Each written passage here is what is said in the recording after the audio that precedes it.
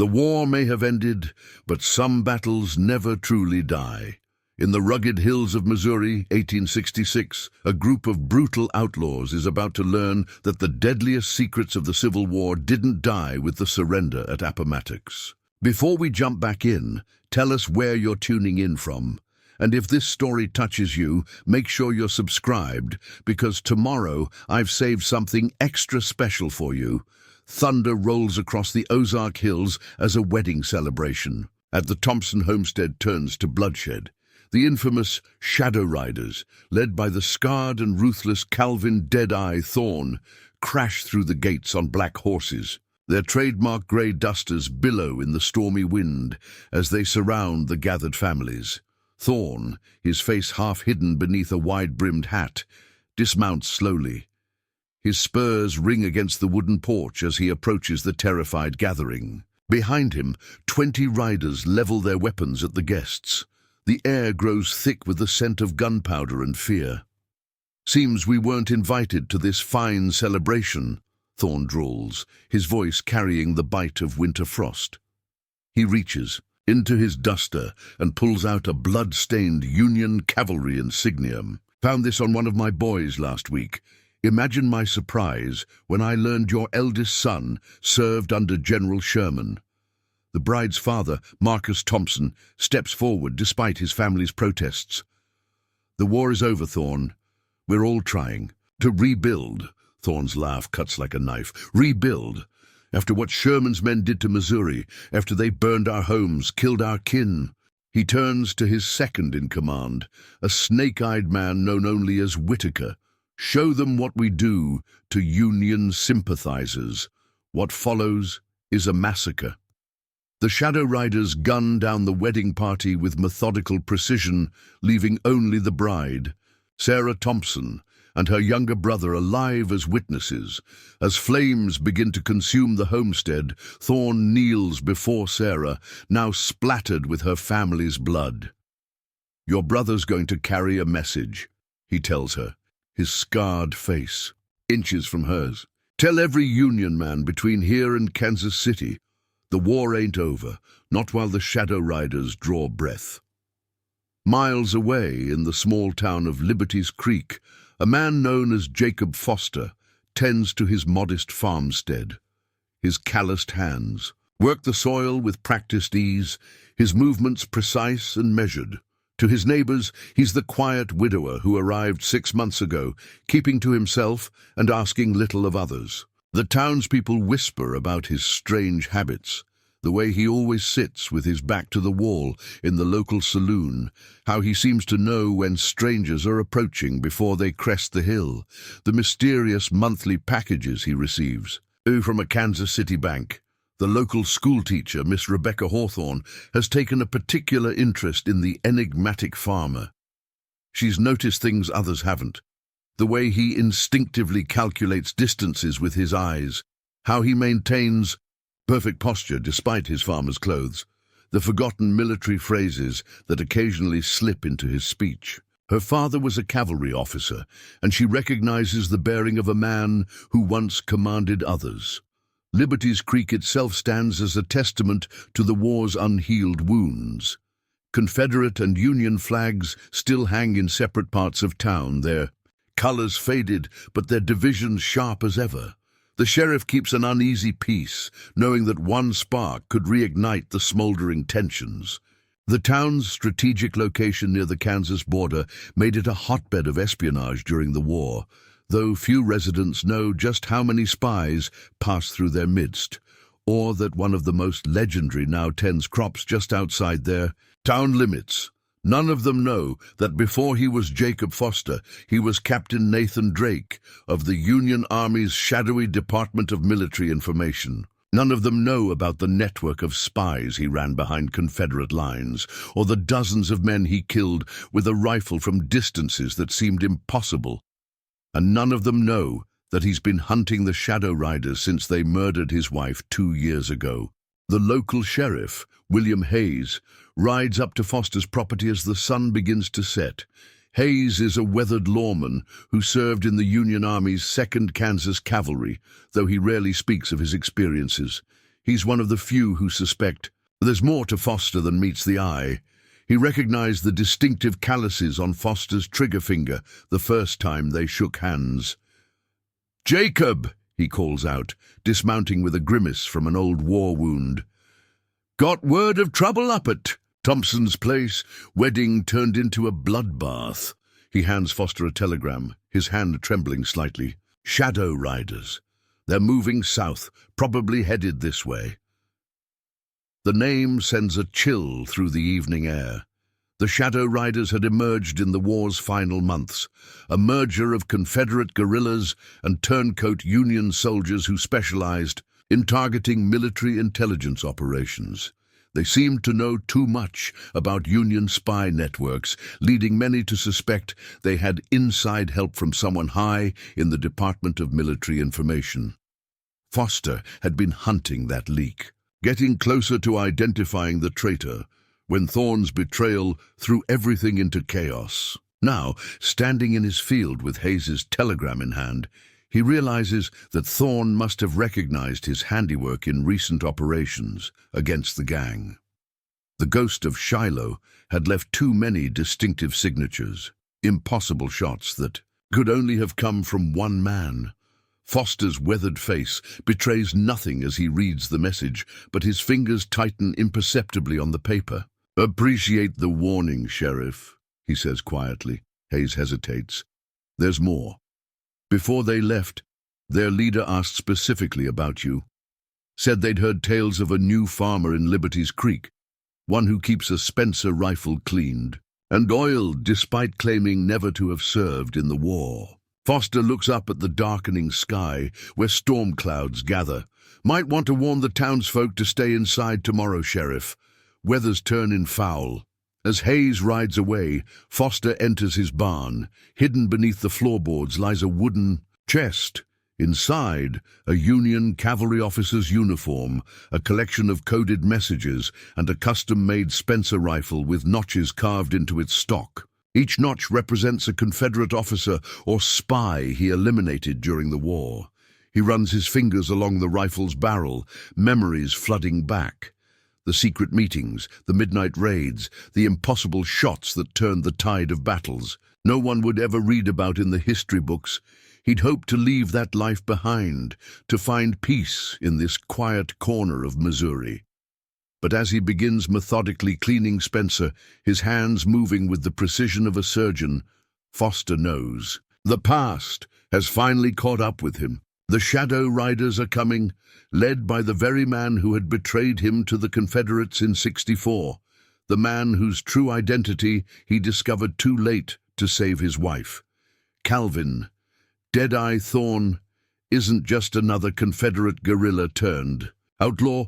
He was one of Foster's own spies, a double agent who sold out Union networks across 3 states. His betrayal led to the deaths of 12 of Foster's best agents, including Sarah Collins, a young woman who had infiltrated Richmond's highest social circles.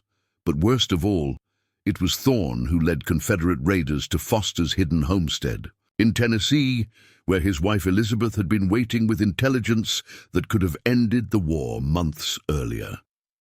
Foster still remembers finding her body, the coded messages scattered and stained with blood. She'd managed to burn the most crucial documents before they killed her, dying to protect secrets that would have revealed Foster's entire network. The raiders had taken turns desecrating her corpse, leaving behind only Thorne's distinctive calling. Card, a spent bullet casing split perfectly down the middle. As Foster methodically loads the Spencer rifle, muscle memory takes over. Each motion reminds him of the countless hours Elizabeth spent helping him practice, her steady hands adjusting his grip, her quiet voice coaching him through the mathematics of long-range shooting. "Patience," she would say. "The wind, the Earth's rotation, the curvature at distance, it's all just numbers, Nathan, and numbers never lie." He positions the rifle near a window overlooking the property's entrance. The storm gathering outside mirrors the one building in his chest. Through the scope, he can see clear to the edge of his land, where a worn wooden sign reads, "Foster's Rest." Elizabeth had always wanted a place with that name, somewhere they could settle after the war, raise children, grow old together in peace.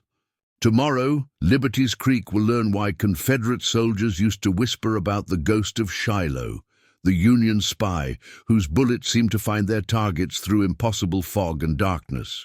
They'll learn about the man who once eliminated a Confederate general at 800 yards during a thunderstorm, a shot that changed the course of 3 major battles. They'll discover why Deadeye Thorne's men have been searching for him since Appomattox, haunted by fear of a reckoning they know is coming. In his bedroom, Foster opens a small leather journal, Elizabeth's diary. The pages are worn from countless readings, some entries smeared with tears he won't acknowledge. Elizabeth had been more than his wife. She was his partner in every sense. A Boston-educated mathematician, she had developed many of the complex calculations he used for his impossible shots. Her cover as a Southern belle had allowed her to move freely through Confederate society, gathering intelligence that saved countless Union lives. Inside, her final entry remains unfinished. My dearest Nathan, if you're reading this, then they impound me. But know that I died protecting something far greater than myself. Our work, our sacrifice, it meant something. The codes I developed, the networks we built, they'll help win this war. Promise me you won't let grief poison your soul. Promise me you'll find peace. The diary holds other secrets too. Between its pages are coded messages only Foster can read, using a cipher system he and Elizabeth developed together. One page contains the final intelligence she died protecting. The true identity of every double agent in the Confederate spy network, including proof of Thorne's betrayal. Foster has spent 2 years decoding it piece by piece, building a case that would expose not just Thorne, but corrupt officials who still hold power in post-war Missouri. But tonight, none of that matters. Tonight, revenge burns hotter than justice. He closes the journal and returns to his vigil. Peace died with Elizabeth. Tomorrow there will be a reckoning. The war might be over, but some debts can only be paid in blood. Dawn breaks over Liberty's Creek with gunfire. 3 riders from the Shadow Gang test Foster's defenses, firing wildly at his farmhouse from the tree line. Their shots go wide, exactly as he expects. They're not here to kill, just to probe. Foster watches through his rifle scope, measuring distances, calculating wind drift. The lead rider's confidence shows in his posture. He's never faced a marksman at this range. Foster's finger rests beside the trigger, not on it. These aren't his targets. Not yet. In town, the shooting draws attention. Sheriff Hayes organizes a response party, but Rebecca Hawthorne's concern runs deeper. She's seen enough war to recognize a calculated attack. In her father's letters from the front, he'd written about similar tactics, how rebel guerrillas would probe Union positions, testing response times and defensive positions. Preparing and narrating this story took us a lot of time, so if you are enjoying it, subscribe to our channel. It means a lot to us. Now back to the story. The riders withdraw, leaving only hoofprints and spent cartridges. Foster emerges from his house, methodically collecting the brass shells. Each one tells a story. Chinese-made ammunition, sold to the Confederacy through Mexican ports. The same type Thorne's men used during the war. He recognizes the distinct machining marks from the Guangzhou arsenal. Remembering the intelligence report Elizabeth had smuggled out about Confederate supply routes through Veracruz. A memory surfaces, Elizabeth calculating bullet trajectories by lamplight, her fingers stained with ink as she developed formulas, accounting for air resistance at different altitudes. "Nathan," she'd said, "these Chinese rounds drop 2 inches more at 500 yards than Federal ammunition. We'll need to adjust your ranging tables." Inside his cellar, Foster maintains his own intelligence center. Behind a false wall of wine barrels, he's assembled a comprehensive archive. Intelligence reports spanning 3 states, papers stolen from Confederate headquarters, decoded messages, maps marked with rebel supply routes, detailed dossiers on every shadow rider, including their families, habits, and known associates. But his most precious intel comes from a source few would suspect. Miss Rebecca Hawthorne herself, the schoolteacher, arrives at his farm that afternoon, ostensibly to check on his welfare. "They're saying in town it was just drunk cowboys," she says, her South Carolina accent slipping through. "But we both know better, don't we, Captain Drake?" Foster's hand moves to his hidden revolver, but Rebecca raises her hands slowly. "Your secret's safe. I've known since you arrived. The way you write your 7s, I saw that same hand in coded messages my father intercepted. He was Confederate counterintelligence." She reaches into her satchel and removes a thick folder. "After he died at Antietam, I found his papers, including reports about the ghost of Shiloh, about how a single Union marksman changed the course of 3 major battles, how he could make impossible shots in any weather, as if he could calculate the very path of the wind." Foster studies her carefully. "Why tell me this now?" "Because Thorne's men didn't just kill that wedding party. They took something, papers, from the bride's father. He was a Union intelligence clerk during the war. Whatever was in those documents, it made Thorne change his whole pattern. Usually, they hit and run. This time, they're staying, gathering. Strength. Foster's mind races. Marcus Thompson. He remembers the name now. The clerk who'd helped him identify Confederate double agents. The man who'd been compiling evidence about traitors was still hidden in Missouri's government. "How many riders with Thorne?" Foster asks, his tactical mind already plotting. 37, Rebecca answers precisely, including 5 men who weren't with them during the war. New recruits, all ex-Union soldiers with intelligence backgrounds. She pauses. "One of them recognized your name when the sheriff mentioned you in town, called you the Calculator." Foster's jaw tightens. Only 3 people ever knew that nickname. 2 are dead. The third... "Samuel Kirby," he growls, "Treasury Department cryptographer, helped us break Confederate codes." His hands clench. "He disappeared 2 weeks before Elizabeth died." Rebecca nods grimly.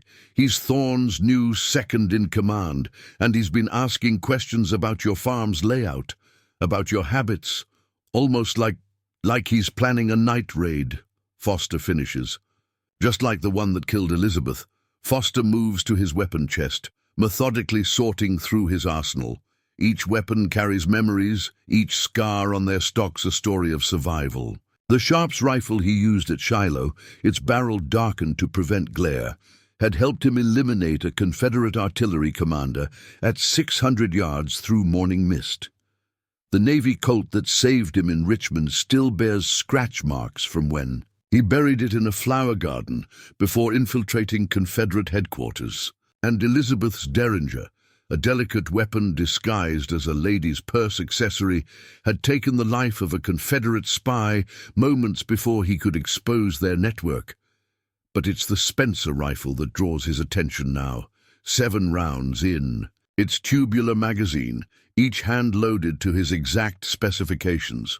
The stock has been modified with a brass plate inscribed with ranging marks that Elizabeth calculated. The scope, a custom-made German import, features elevation adjustments that most sharpshooters wouldn't understand. But Elizabeth did. She'd spent months developing a mathematical model for bullet drop at extreme ranges, accounting for variables. Other marksmen didn't even know existed. "You'll need help," Rebecca insists, her voice carrying the same quiet authority Elizabeth's had. "There are others in town, Union men who haven't forgotten their oaths, Confederate soldiers sick of Thorne's brutality. Mason at the telegraph office. He was in the Army Signal Corps. Jackson at the livery stable was a scout for Sherman. Even old Dr. Peterson has combat experience as a field surgeon." Foster continues his weapons check, his movements precise and mechanical. I work alone. Other people. He pauses, remembering. Faces of dead agents, of families caught in the crossfire. Other people become targets. That's not entirely true, is it? Rebecca challenges.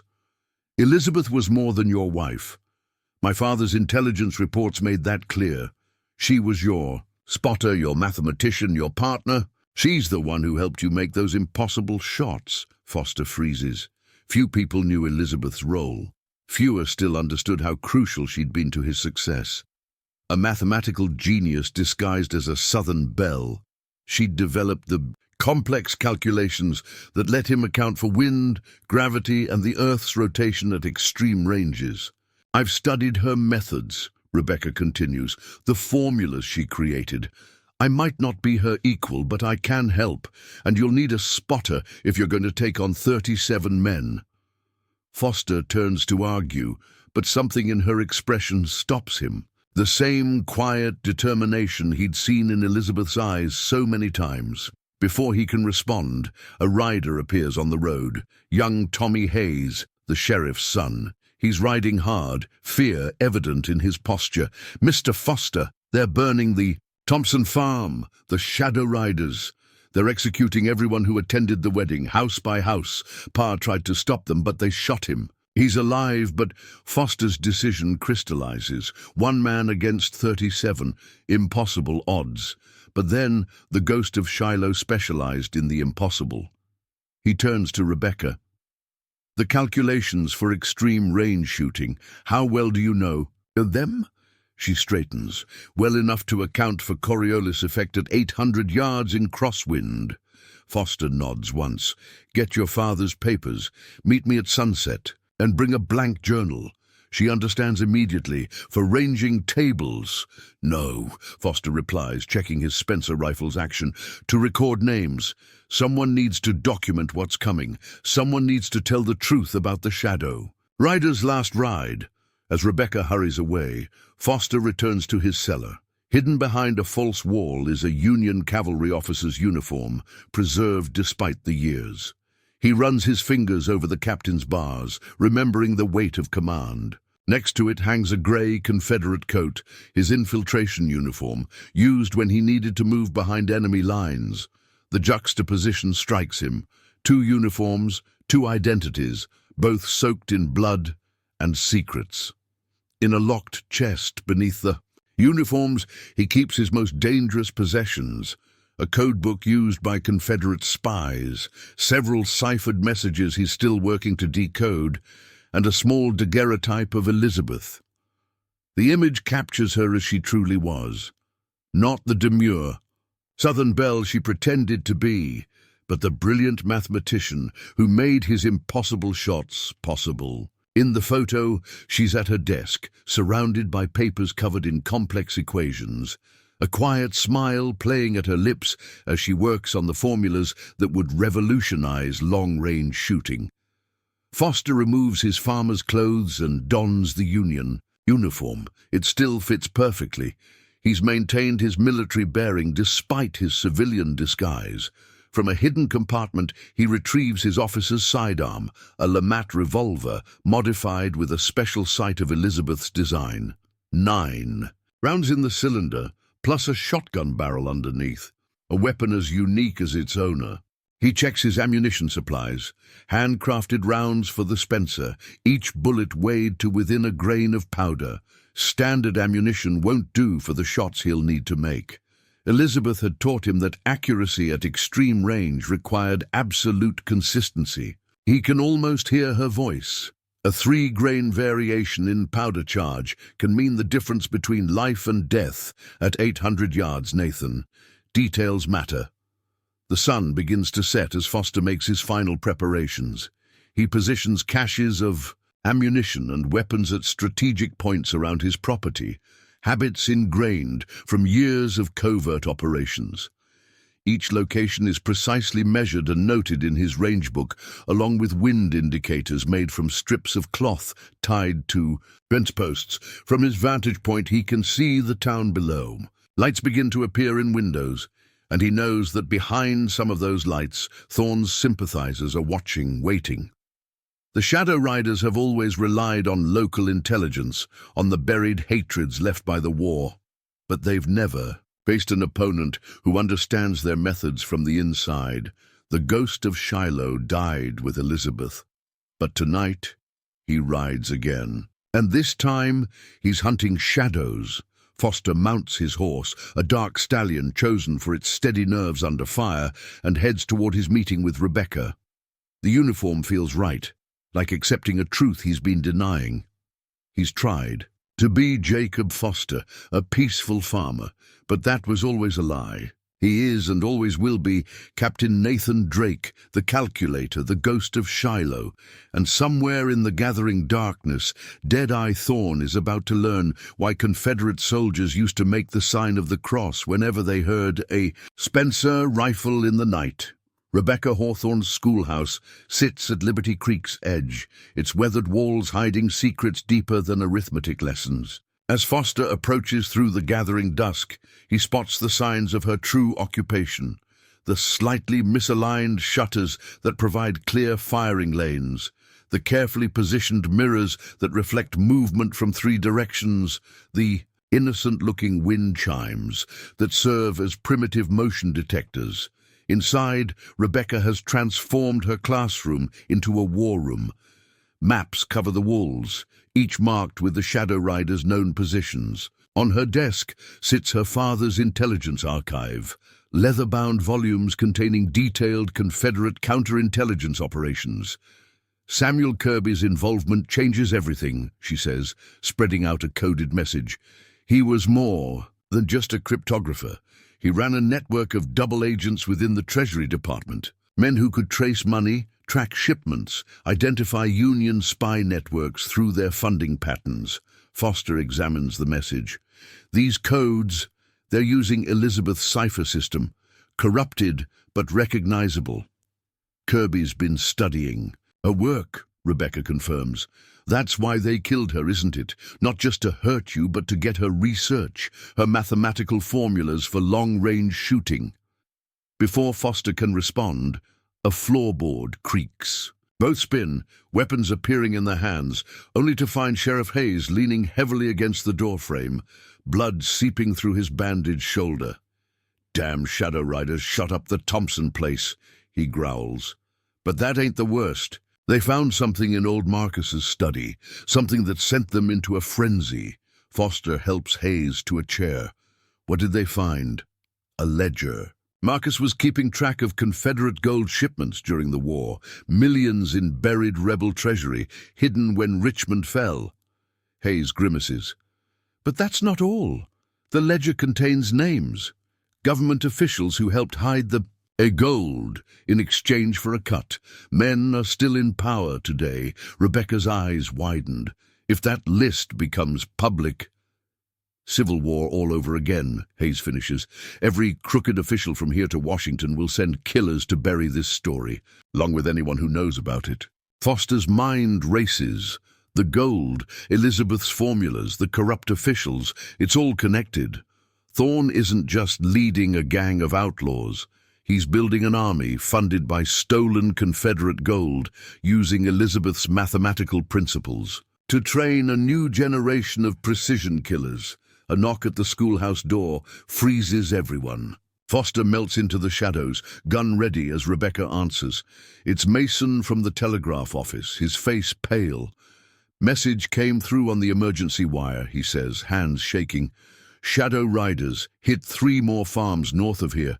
Families of former Union intelligence officers. They're not just killing them, they're searching, looking for something specific." Foster knows what they're seeking. Elizabeth's original research notebooks, the ones containing her complete formula sets, the mathematical principles that could turn any skilled shooter into a long-range assassin. He'd divided the notebooks into sections, hiding them with trusted allies across the state. Marcus Thompson had one piece, which means they're working their way down a list, he realizes. Everyone who helped hide Elizabeth's research. They're going to kill them all, Hayes struggles to his feet. I've got 15 deputies, I trust. Good men, most ex-military. Give me the word and we'll ride. No. Foster's voice is iron. This started with intelligence work. It'll end the same way. We need to be smarter than them, not just outgun them. Rebecca retrieves a hidden box from beneath a floorboard. Inside is a collection of small brass tubes, message containers designed to be carried by courier pigeons. I've maintained my father's old network, Confederate sympathizers who oppose Thorne's brutality. They'll help us track the Shadow Riders' movements. And I've got men watching the telegraph lines, Mason adds. Every message, every coded transmission. If Thorne's men try to communicate, we'll know. Foster studies the maps, his tactician's mind analyzing patterns. They're not just hitting random targets. Each attack follows Elizabeth's principles of triangulation. They're using her own mathematics to hunt down her research. He turns to Rebecca. Your father's intelligence reports, do they include detailed backgrounds on Confederate officers who served in Missouri? She nods. Everything. Family connections, business dealings, known associates. Good, because Thorne isn't working alone. Someone with serious political power is backing him. Someone who knows about the gold and wants Elizabeth's research. We find that person, we can cut off Thorne's support. Hayes checks his revolver. What's the play, Captain? Foster traces a line on the map. Thorne's men are watching all the obvious routes. But Elizabeth and I spent months mapping the old Cherokee trails through these hills, paths that don't appear on any military maps. He looks at Rebecca. Your father's reports mention a Confederate supply cache in Miller's Cave. Still there? Last. I checked. Ammunition, medical supplies, enough to support a small unit. Perfect. Foster's finger stops on a specific location. There's an old mission here. Sacred ground, neutral territory during the war. The perfect place for a meeting. Meeting? Hayes asks. With who? Everyone who wants Thorne dead. Union. Men, Confederate sympathizers, anyone tired of living under the Shadow Riders' terror. But first, he turns to Mason, send a message. Public wire, no code. Tell them Captain Drake sends his regards to Deadeye Thorne and remembers what really happened at Cold Harbor. Rebecca frowns. You're deliberately provoking him.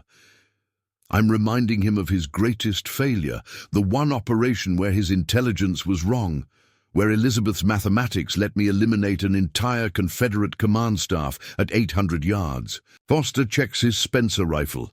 His pride will make him reckless, and reckless men make mistakes. As if to punctuate his words, distant gunfire erupts from the direction of town.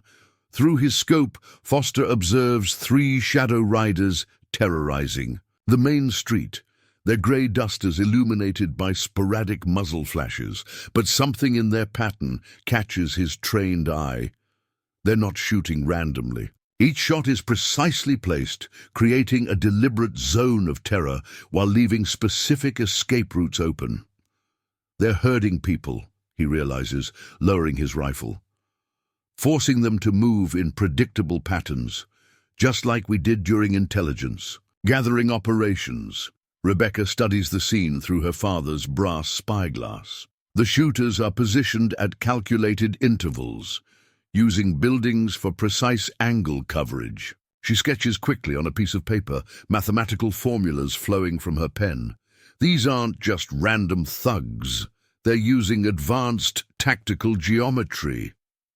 Elizabeth's principles, Foster confirms grimly. They're already implementing her research, testing it on civilians. Hayes moves to the window, watching muzzle flashes in the distance. His lawman's instincts are screaming. This is going to get worse before it gets better, isn't it? Foster thinks of Elizabeth's last words in her journal, about sacrifices that mean something, about finding peace. He remembers her voice, steady even in their darkest moments. Mathematics is truth, Nathan, and truth, like a well-aimed bullet, always follows its calculated path. Yes, he answers quietly, But this time, the shadows won't win. This time, we have something they don't. What's that? Rebecca asks, still calculating firing angles. Foster picks up her father's intelligence reports, years of carefully documented Confederate secrets. But more than that, they represent something deeper. The power of hidden truth, of buried knowledge waiting to be unleashed. The truth, and the truth properly aimed, hits harder than any bullet. The schoolhouse becomes their war room as the night deepens. Mason taps into the telegraph lines, intercepting coded messages between Shadow Rider units. Rebecca's network of informants brings constant updates, rider movements, supply shipments, mysterious meetings between gang members and respected townspeople. Through it all, Foster builds his strategy. Each piece of intelligence is a coordinate in a larger calculation, just as Elizabeth taught him. War is mathematics, she'd say. Every bullet, every movement, every decision follows mathematical principles. Understanding those principles lets you shape the battlefield itself. A messenger arrives near midnight, young Tommy Hayes again, this time with news from the north. More farms burning, sir. But something's different. They're not just killing. They're capturing people, taking prisoners. Foster's jaw tightens. He knows this pattern. They're building interrogation teams, standard intelligence gathering procedure. When people who might have information apply pressure, compile data, Rebecca matches his grim expression. They're not just after the gold or Elizabeth's research anymore. They're creating a permanent power structure, using military intelligence, techniques to establish total control over the territory. Hayes checks his wound, wincing. How many men can we really count on? Truth now. Foster reviews their assets. Your 15 deputies, Mason's telegraph network, Rebecca's informants, maybe 20 more townspeople with military experience who'll fight if called. He pauses. Against 37 trained killers with superior weapons, tactical training, and Elizabeth's mathematical principles. Worse odds than Shiloh. Hayes notes, a ghost of a smile touches Foster's lips. At Shiloh, I had one rifle, limited ammunition, and Elizabeth's calculations. Eliminated 16 Confederate officers in 6 hours, changed the entire battle. Rebecca studies her father's intelligence reports. These Shadow Riders, they're not just Thorne's men anymore. They're being shaped into something bigger, a private army for whoever's backing them. Exactly. Foster spreads a map across Rebecca's desk. And armies need supply lines, communication networks, safe houses. His finger traces key points. Elizabeth. And I spent months mapping Confederate support infrastructure. Many of those old networks are still active, still run by the same families, the same corrupt officials. He turns to Mason. How many telegraph operators can you absolutely trust? 3. All former Signal Corps. Good. We'll need them to monitor specific frequencies. The Shadow Riders are using Elizabeth's mathematical principles for everything, including their communications. If we can decode their pattern, we can predict their movements, Rebecca finishes, already working on calculations. Foster nods. More than that. We can feed them false intelligence, make them see threats where none exist. Force them to respond to phantoms while we strike their real vulnerabilities. Ghost warfare, Hayes muses. Fighting shadows with shadows. But first, Foster continues, we need to understand their entire operation. Every player, every connection, every weakness. He turns to Rebecca. Your father's intelligence network, how deep does it really go? She hesitates, then removes a false bottom from her desk drawer. Inside is a small red leather book. This contains everything. Names of Confederate sympathizers in state government, Union officers who sold information during the war, business, leaders who profited from both sides. My father documented it all. Foster examines the book with professional appreciation. This is what Thorne really wants. Not just Elizabeth's formulas or the Confederate gold. This book could bring down half the power structure in Missouri and get us all killed, Hayes adds, only if we use it wrong. Foster's tactical mind is already analyzing possibilities, but used carefully, this information is better than any weapon. We can force supposed allies to turn against each other, create confusion in their ranks, make them question every order, suspect every comrade. Rebecca's eyes light with understanding. Psychological warfare combined with Elizabeth's mathematical principles. Exactly. The ghost of Shiloh earned his name not just through marksmanship, but by creating uncertainty, fear. When every shadow might hold a killer, when every shot might come from an impossible distance, men start making mistakes. A commotion outside draws their attention. More riders approached, but these wore Union cavalry uniforms. Foster recognizes the leader, Captain James Miller, his former second-in-command in Army intelligence. "Situation's worse than we thought," Miller reports after being welcomed inside. "Shadow Riders aren't just operating here, they've got cells forming in 3 states, all using the same tactical patterns, all coordinating through some central command we can't locate." Foster absorbs this news grimly. They're building an intelligence network, using Elizabeth's principles to create a whole new kind of army, one that operates in the shadows, targeting specific individuals, controlling territory through precision, violence. Just like we did during the war, Miller acknowledges, only this time they're not serving any government.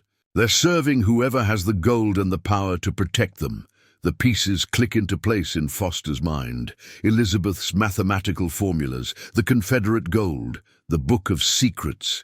Together, they're not just weapons, they're tools for reshaping the entire post-war order. And somewhere in the darkness, Deadeye Thorn is just a pawn in a much larger game. As dawn approaches, Foster makes his decision. We don't just need to stop Thorn, we need to burn out this whole conspiracy. Expose every corrupt official, every hidden conspirator, every blood-soaked fortune built on betrayal. He turns to his assembled allies, the wounded sheriff, the schoolteacher spy, the telegraph operator, the cavalry captain, each carrying their own war wounds, their own bitter memories, their own reasons to seek justice. The Shadow Riders think they're the only ones who know how to fight in the dark, he says quietly. Time to remind them who taught them to fear. Shadows in the first place. Dawn reveals Liberty Creek's transformation. Shadow Riders patrol the streets openly now, their grey dusters stark against the morning mist. But Foster sees what others miss. The calculated positioning, the precise intervals between riders, the carefully maintained lines of sight. They're not just guarding, they're creating a tactical grid across the town.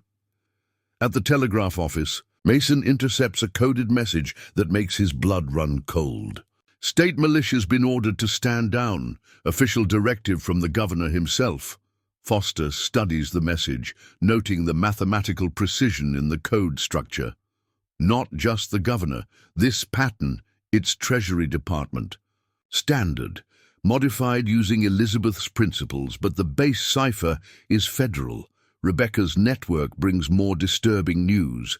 Shadow Riders are escorting officials into town, men in expensive suits carrying documentation from the War Department. They're systematically seizing property, citing unpaid war taxes and suspected Confederate sympathies. It's not random, Foster explains, marking locations on their map. They're establishing control points according to Elizabeth's tactical geometry. Each seized property gives them another calculated position in their grid. James Miller, studying the pattern, swears softly. Just like Richmond, remember? How we used property seizures to create our intelligence network? Strategic buildings, sight lines, escape routes, all mathematically optimized. Hayes, his wound, properly dressed now, joins them at the map. They're not just taking over the town, they're fortifying it. But why here? Why Liberty Creek? Miller examines another set of intercepted documents, his military training spotting patterns others might miss. These property seizures, they're not just random. Look at the sequence. He lays out a series of papers. Each confiscation creates a domino effect. One business fails, forcing others into debt, making them vulnerable to their reconstruction. Loans. Foster traces the connections. Economic warfare, combined with Elizabeth's territorial control mathematics. They're not just taking property, they're creating a web of financial dependency. Rebecca's attention snaps to a familiar name in the documents. Judge Harrison signed these orders, but according to my father's records, Harrison was investigated for Confederate sympathies during the war. Not investigated, Foster corrects, retrieving a hidden file from his coat. Controlled. Army intelligence blackmailed him, used him to feed false information to Confederate leadership. His expression darkens. Elizabeth designed that operation. Harrison never knew she was the one pulling his strings. Hayes peers through his spyglass. At the town below, another merchant is being evicted, his family's belongings scattered in the street. They're moving faster now, getting bolder. Because they think they've won, Foster explains. Their grid is almost complete. Look at the pattern. Each seized property strengthens their control over key information routes, telegraph lines, mail delivery, even casual gossip in the saloon. Mason bursts in with another decoded message, this one written in Elizabeth's most complex cipher. Multiple shipments converging, gold, weapons, official documents, all scheduled to arrive within the week. Foster's tactical mind assembles the puzzle. They're consolidating power. Once their network is properly established, they'll be almost impossible to dislodge. He turns to Rebecca. Your father's intelligence files. How detailed are the banking records? She retrieves a hidden ledger. Everything, account numbers, transfer dates. Names of conspirators at every level. Her fingers trace a complex web of transactions. The gold didn't just disappear after the war. It was converted, moved through multiple banks, transformed into legitimate-looking investments.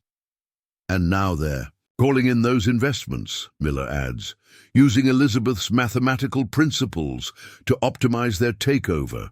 Each move is precisely calculated for maximum impact. Foster studies the town through his rifle scope, seeing beyond the surface, chaos to the mathematical patterns beneath. The Shadow Riders' patrols, the strategic buildings, the lines of sight, all forming a deadly geometric web.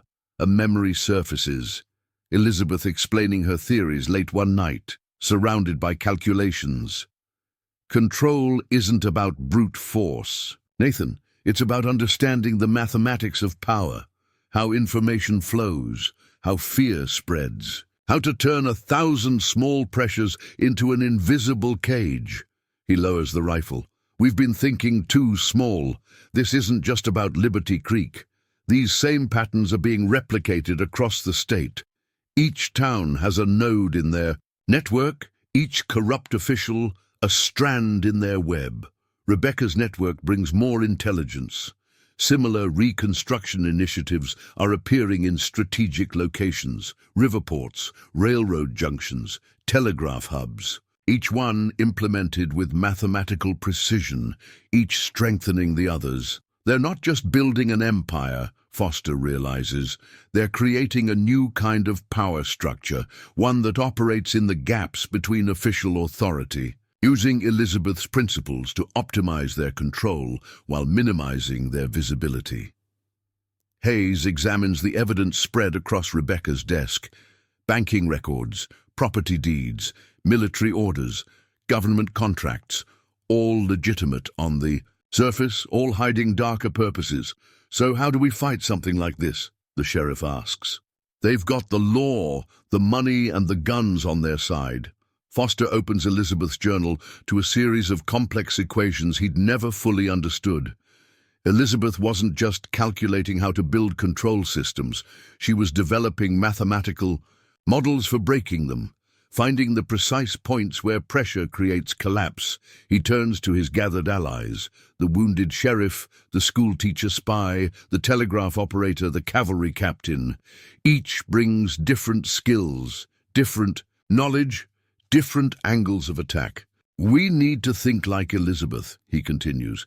This isn't about shooting our way out. It's about understanding their entire system, the money, the information, the fear, then finding the mathematical weaknesses that bring it all down.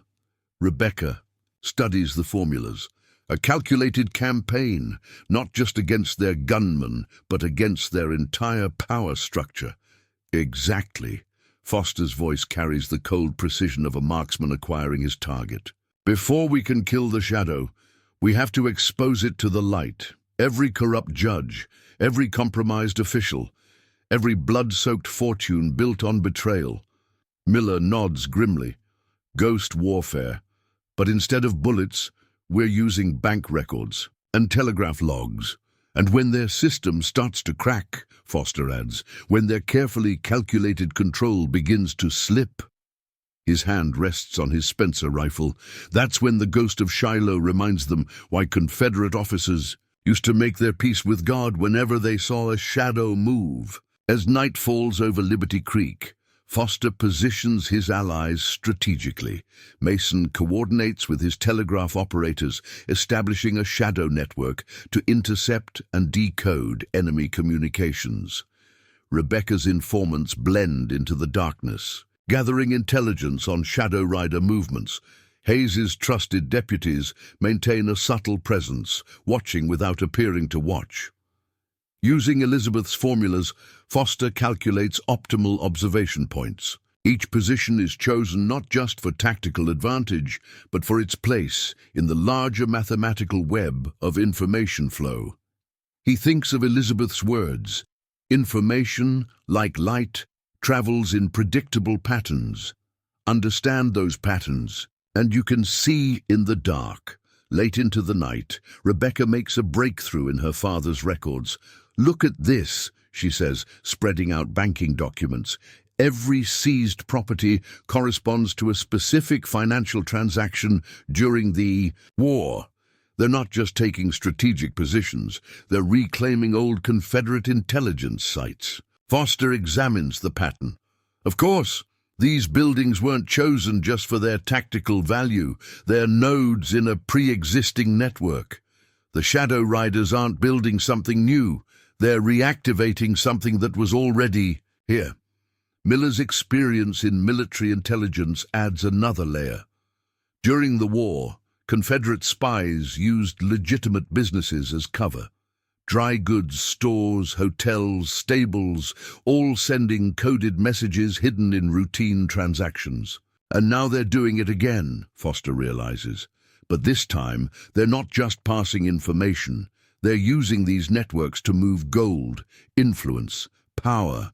Elizabeth's mathematics lets them optimize the entire system. Hayes points to specific locations on their map. The livery is stable. The hotel, the bank, all seized in the past week, all connected by sightlines and patrol routes. Rebecca overlays her father's intelligence map, and all part of the old Confederate network. The same buildings they used to spy on Union troop movements are now being used to control the town. A coded message arrives from one of Mason's operators. Foster's blood runs cold as he decodes it. They're not just reactivating old networks, they're eliminating anyone who might remember them. Every former Union sympathizer, every potential witness, they're all marked for death. But why, Hayes asks, why go to all this trouble? The war's over. Foster's mind races through Elizabeth's theories. Because they're not fighting the last war, they're preparing for the next one. These networks, these mathematical systems of control, they're building something that could survive any change in government, a shadow empire that operates independent of official authority. Rebecca examines Elizabeth's formulas with growing concern. These calculations, they're not just about territorial control. They're about systemic resilience, how to build power structures that can absorb attacks, adapt to changes, maintain control even when parts are exposed or destroyed. Exactly, Foster confirms. Elizabeth wasn't just a mathematician. She was a theoretical architect of power itself. She understood that true control isn't about force. It's about systems, networks, patterns that become so deeply embedded they're almost invisible. Miller studies the enemy's patrol patterns through his spyglass. They're not just guards, they're data collectors. Each rider observing, reporting, feeding information back into their network. And each piece of information strengthens their control, Foster adds. Elizabeth called it recursive optimization. The more data they gather, the more precisely they can apply pressure. The more pressure they apply, the more data they gather. A thunderstorm approaches, lightning illuminating the troubled town. Foster watches Shadow Riders adjusting their positions with mathematical precision, each move calculated to maintain optimal coverage despite the changing conditions. "We need to move soon," Hayes warns. Every day, their control gets stronger. "More complete," Foster nods grimly. "But we have to be precise." Elizabeth's formulas work both ways. Just as she calculated how to build unbreakable systems, she also proved that every system has critical points, nodes where precisely applied. Pressure can cause cascading collapse, like shooting the right officer to disrupt an entire battle line, Miller remembers, or exposing the right conspiracy to bring down an entire power structure, Rebecca adds. Foster opens Elizabeth's journal to her final theoretical work. She was working on something bigger than military calculations. She was developing a complete mathematical theory of power, how it flows, how it concentrates, how it can be redirected or destroyed. He turns to his allies, each now understanding the true scope of their fight. We're not just facing Thorne's thugs, we're facing the mathematical perfection of corruption itself. A system designed to be invisible, invincible, eternal. Rebecca's hand finds Elizabeth's equations. But mathematics can't be corrupted. Truth is truth, no matter who uses it. Exactly. Foster's voice carries the cold certainty of a marksman who knows his target. Elizabeth left us the calculations, not just for building control systems, but for shattering them. We just have to understand her mathematics better than they do. Through the storm, more Shadow Riders arrive. Their grey dusters now seem less like gang colors and more like what they truly are. Uniforms of an invisible army, soldiers in a war most people don't even know is being fought. But Foster knows. He's fought this kind of war before, in the shadows of history, where mathematics matters more than bullets. Where power flows according to formulas Elizabeth discovered, patterns she decoded, systems she learned to break. Tomorrow, he tells his allies, we will start dismantling their web, not with guns, but with ledgers, not with battles, but with mathematics. We'll use Elizabeth's principles to turn their own system against them. Lightning flashes, and for a moment, the Shadow Rider's carefully calculated patrol grid is starkly visible, a web of power and control drawn across liberty. Greek in lines of mathematical precision, but even the strongest web has its weak points, and Foster intends to find them all. Through his scope, Foster spots something else, a familiar face among the bank's customers. Sarah Thompson, the bride who survived the wedding massacre, wearing widow's black. Her presence isn't accidental. The Shadow Rider's patrol patterns shift subtly, creating a clear channel for her to approach the bank. They're using her, Foster realizes, making her visible, vulnerable, another calculated pressure point. Rebecca studies the tactical layout. Look how they've positioned their men. They're not just guarding her, they're displaying her, a living reminder of their power. Foster's mind races through combat calculations. He could take the shot, eliminate key Shadow Riders, perhaps even save the bank manager. But Elizabeth's voice whispers caution. Some battles are won by not fighting them. Instead, he dispatches Mason's youngest telegraph operator, Tommy Hayes, the sheriff's son, to bump into Sarah, creating a momentary distraction. In that instant, one of Rebecca's agents slips a coded message into Sarah's reticule. The message is simple. The ghost still walks. Wait for the shadow to fall. Inside the bank, the theatrical performance continues. The Treasury official makes a show of finding irregularities, his voice carrying through open windows. But Foster's trained eye catches the real operation, shadow riders systematically checking specific deposit boxes, their movements following Elizabeth's theories of optimal search patterns. They're not just looking for incriminating records, he tells his allies.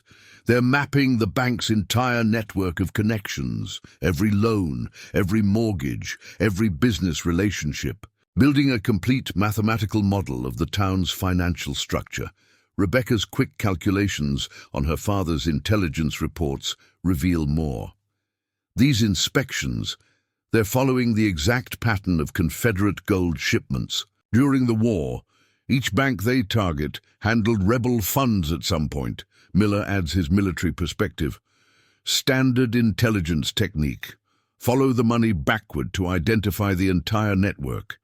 But they're using Elizabeth's mathematics to optimize the process, make it invisible to anyone who doesn't know what to look for.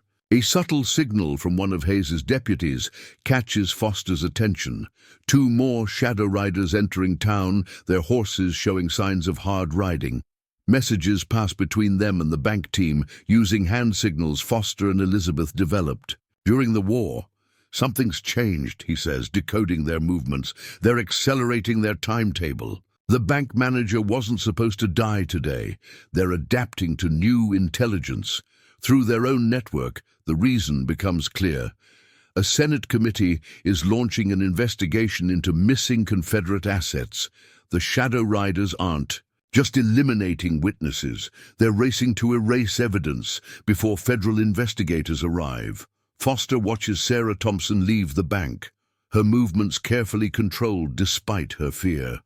The Shadow Riders adjust their positions with mathematical precision, maintaining optimal coverage while appearing casual to untrained eyes. They're using her as a gauge, he realizes, watching how people react to her presence, identifying potential sympathizers through micro-expressions and subtle body language. It's a technique he and Elizabeth perfected, using visible victims to map hidden resistance networks. The Shadow Riders have learned their lessons well, but they're applying the principles without understanding their limitations. Inside the bank, the manager's fate approaches its calculated conclusion. Foster catches glimpses through windows, documents being examined, accusations made, the manager's increasing desperation, all choreographed according to Elizabeth's theories of psychological pressure. Rebecca's network brings crucial intelligence from other towns. Similar scenes playing out, each death mathematically precise, each contributing to their larger strategy of control. The patterns shifting, Foster tells his allies. They're not just consolidating power, they're accelerating their timeline. These deaths aren't just about eliminating witnesses, they're stress tests, proving their system works under pressure. Hayes watches helplessly as his jurisdiction is systematically dismantled. How do we fight something like this? They've got the law, the money, and the guns. Foster's mind races through Elizabeth's theoretical work. By understanding what they don't, they're using her formulas, but they missed her most important insight. Perfect systems become brittle. More precisely, they control everything. The more devastating the collapse when something breaks the pattern, Rebecca finishes. The bank manager's death unfolds exactly as calculated.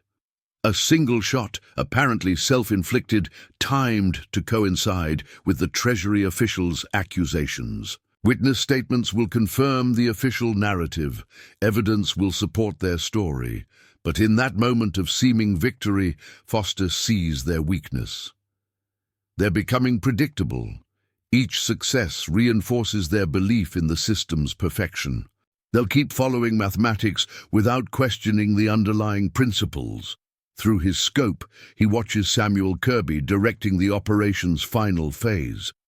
The traitor's movements are precise, professional. A man who believes he's mastered his former mentor's techniques. That's how we'll beat them, Foster says quietly. Not by fighting their system, but by making it fight itself. Every strength becomes a weakness when pushed past its mathematical limits.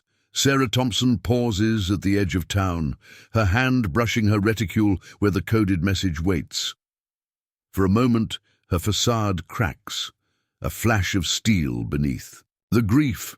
Foster recognizes that look. He's seen it before, in Elizabeth's eyes, when she discovered a particularly elegant mathematical solution. The determination of someone who understands that numbers, properly applied, can change the course of history. The day's events have tested both sides.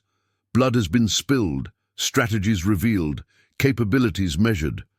But the real battle is just beginning. In his mind, Foster can almost hear Elizabeth's final lecture on mathematical warfare. The perfect system doesn't exist, Nathan. What exists are patterns, probabilities, and people who think they can control them. True mastery isn't about building unbreakable structures. It's about understanding exactly where to place the pressure that makes them shatter. As darkness settles over Liberty Creek, Foster's network brings more disturbing intelligence. The bank manager's death has triggered a cascade of similar suicides across 3 counties. Each death mathematically precise, each victim connected to the old Confederate financial network. They're not just eliminating witnesses, Miller observes, mapping the pattern. They're creating vacuums of power. Each death opens positions for their own people. Rebecca's calculations reveal the deeper strategy. Look at the timing between deaths. It's not random. Her pen traces mathematical sequences across the map. They're using Elizabeth's optimization formulas. Each death is precisely timed to maximize both psychological impact and institutional disruption. Through their telegraph network, reports flow in of shadow riders moving in precise formations across the territory. Not just random patrols, but calculated movements designed to establish complete surveillance coverage. They're implementing Elizabeth's total control theory, Foster explains, recognizing the pattern. She developed it for Union intelligence, a mathematical model for maintaining perfect observation over large areas with minimal forces. Hayes studies the map with growing concern. These deaths, they're creating more than fear. They're reshaping the entire power structure. Banks, businesses, government offices, all falling under their control. Foster remembers Elizabeth's warnings about her own theories. Perfect systems become perfect prisons, she'd said. The more precise the control, the more vulnerable to cascading failure. A coded message arrives from one of Rebecca's agents inside the Shadow Riders' camp. The contents confirm Foster's worst fears. They're not just building a criminal empire. They're creating an entirely new kind of power structure, one that operates in the mathematical spaces between official authority. Through his scope, Foster watches Samuel Kirby coordinating the next phase of their operation.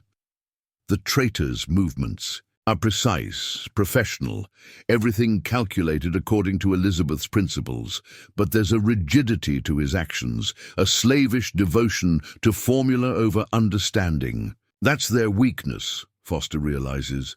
They're following Elizabeth's mathematics without grasping her deeper insights. They think perfect execution equals perfect control. Sarah Thompson's role becomes clearer as they observe her carefully. Staged appearances around town. She's not just a symbol of the Shadow Riders' power, she's a calibration tool. Her presence helps them measure community responses, identify potential resistance, and calculate optimal pressure points. They're using her grief as a weapon, Rebecca notes with cold anger. Every public appearance is mathematically planned for maximum psychological impact. Foster's mind races through combat calculations, but Elizabeth's voice whispers strategic caution. The time isn't right for direct confrontation. First, they need to understand the full scope of what they're facing. Through their growing intelligence network, a darker picture emerges. The Shadow Riders aren't just a gang of outlaws. They're the enforcement arm of a vast conspiracy. Confederate gold finances their operations, corrupt officials provide legal cover, and Elizabeth's mathematical principles optimize their every move. Mason's telegraph operators intercept more coded messages. Similar inspections are scheduled across the territory, each targeting banks that once handled Confederate assets. The pattern is expanding according to Elizabeth's theories of network growth. They're not just taking territory, Foster explains to his allies. They're building an invisible empire, using Elizabeth's mathematics to create a system of control. So perfect most people won't even know it exists. But as he watches their precise movements, their calculated killings, their rigid adherence to mathematical formulas, Foster sees the flaw in their strategy. They've forgotten Elizabeth's most important lesson. Mathematics describes reality. It doesn't control it. The bank manager's death marks the beginning of their true confrontation. Blood has been spilled, lines drawn, capabilities tested. But Foster knows this is just the opening move in a much larger game. In the gathering darkness, he begins his own calculations, not just firing solutions and tactical positions, but the deeper mathematics Elizabeth tried to teach him. The equations that reveal how seemingly perfect systems contain the seeds of their own destruction. Every pattern has its breaking point, Elizabeth had written in her final theoretical work. The more precise the system, the more catastrophic its collapse when key variables change. The Shadow Riders believe they've won this first exchange. Their mathematical precision has claimed another victim. Their control grid grows stronger. Their network expands according to carefully calculated patterns. But they've forgotten the ghost of Shiloh's most important lesson. In a world governed by mathematics, the deadliest weapon isn't the ability to follow formulas. It's the wisdom to know when to break them. As the night deepens, Foster plots. His counter moves. Each calculation is a step toward the coming chaos, each decision weighted with the understanding that perfect systems break in perfect ways. The Shadow Riders want a war of mathematical precision. Instead, he'll give them something Elizabeth's final theories predicted. The perfect mathematical storm that occurs when precisely calculated systems collide with the one variable they can never control, human nature itself. And somewhere in the darkness, Deadeye Thorn watches Liberty Creek through his own scope, believing he's created an unbreakable system, not realizing that every perfect pattern contains within itself the exact mathematics of its own destruction. The morning brings unwelcome visitors to Foster's farm. 3 Treasury agents, their credentials immaculate, their manner professionally threatening. Behind them, Shadow Riders maintain a precise perimeter, following Elizabeth's formulas for containment operations. Captain Drake, the lead agent says, using Foster's real name. Or do you prefer Mr. Foster now? We're conducting an audit of wartime intelligence assets. Your name appears in several interesting reports. Foster reads the underlying threat in their staged performance. Through his window, he spots Shadow Riders adjusting their positions with mathematical precision, creating overlapping fields of fire. Particularly, the agent continues, regarding certain mathematical formulas developed for military purposes, formulas that might have significant civilian applications. In that moment, Foster understands they're not just here for Elizabeth's research. They're testing him, measuring his reactions, calculating his capabilities using her own principles. Rebecca watches from the schoolhouse, documenting their movements. Classic pincer formation, she notes, but they've modified it using Elizabeth's optimization theories. See how they're positioned to control not just physical space, but lines of communication. Through their own network, intelligence flows. Similar audits are happening across the territory, each targeting former intelligence operatives. The Shadow Riders are systematically identifying and eliminating anyone who might understand their methods. Foster maintains his cover, playing the simple farmer while his tactical mind analyzes their weaknesses. They're following Elizabeth's formulas perfectly, too perfectly. Their very precision makes their movements predictable. Your late wife, the agent probes, was quite the mathematician. Her work on long-range ballistics was revolutionary. The Treasury Department has a significant interest in recovering her research, for historical purposes, of course. Foster remembers Elizabeth's warnings about her own theories. The mathematics of power are seductive, she'd said. People think they can control chaos by reducing it to equations. They forget that chaos is just another form of mathematics. The questioning continues, each inquiry carefully calculated to probe for weaknesses. But Foster sees the pattern. They're following Elizabeth's interrogation protocols, developed for Union intelligence during the war. Through coded signals, his allies report Shadow Rider movements throughout Liberty Creek.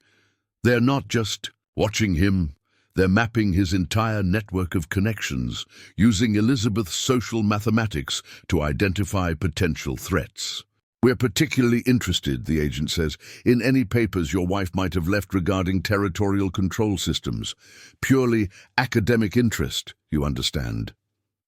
Foster's mind races through possibilities. They know he has Elizabeth's research, probably learned it from the documents they took from Thompson's wedding. But they don't know which parts he has or where they're hidden. Rebecca's calculations reveal the deeper strategy. The Shadow Riders aren't just building power through violence. They're creating a mathematically perfect system of control. Each death, each audit, each act of intimidation precisely calculated for maximum effect. Through his scope, Foster spots Samuel Kirby directing operations from the tree line. The traitor's movements betray his training. Every gesture following protocols Foster himself helped develop. But there's something else. Kirby's positioning, the agent's questions, the Shadow Rider's formation. They're all slightly off, following Elizabeth's formulas without understanding their underlying principles. Your cooperation, the lead agent concludes, would be greatly appreciated. The Treasury Department can be generous to those who assist its investigations. Foster maintains his role, appearing cooperative while revealing nothing. But his mind is already calculating counter-moves. They think they're using Elizabeth's mathematics to trap him. Instead, they're revealing their own limitations. After the agents leave, his allies gather to assess the situation. Hayes reports similar visits to other veterans in town. Miller identifies the agents as former Confederate intelligence officers, now working under Treasury cover. They're consolidating their grip, Foster explains, using Elizabeth's formulas to optimize their control over every aspect of society, financial, political, social. Each audit helps them map resistance networks while eliminating potential threats. Rebecca's analysis confirms his fears. These aren't random intimidation tactics. They're implementing Elizabeth's total control theory, using mathematics, to create an unbreakable system of power. But as Foster studies their movements, he sees what they've missed. Elizabeth's final theoretical work wasn't about creating perfect systems. It was about understanding why perfection itself becomes a vulnerability. Through their telegraph network, more reports arrive. The Shadow Riders are expanding their operation, using similar audits to identify and eliminate anyone who might comprehend their methods. They're not just building an empire, Foster realizes. They're trying to erase the very knowledge that could threaten it. Elizabeth's mathematics, her theories about systemic vulnerabilities, they want to be the only ones who understand them. Mason bursts in with an intercepted message that changes everything. The Treasury agents aren't just investigating former intelligence operatives. They're systematically tracking down every mathematician, engineer, and scientist who worked on military projects during the war. It's a purge, Rebecca concludes, scanning the list of names. They're eliminating anyone who might be able to understand or replicate Elizabeth's work. Foster recognizes several names, brilliant minds he'd worked with during the war, people who'd helped develop the mathematical principles that made his impossible shots possible. They're not just killing people, he realizes. They're trying to erase an entire field of knowledge. Through his scope, he watches shadow riders implementing Elizabeth's surveillance patterns around the town. Each man positioned according to precise calculations, creating a web of observation that seems unbreakable. But their very precision betrays them. Each move follows predictable patterns. Each operation adheres to rigid formulas. They've forgotten Elizabeth's most important lesson. True mathematics isn't about following rules. It's about understanding when to break them. As dusk approaches, more pieces of the puzzle emerge. Rebecca's network identifies a pattern in the Shadow Rider's targets. They're not just eliminating threats, they're securing specific types of information. Bank records, property deeds, military documents, she lists, mapping the pattern. Everything that could prove how Confederate gold was moved and hidden during the war. Miller adds his military perspective.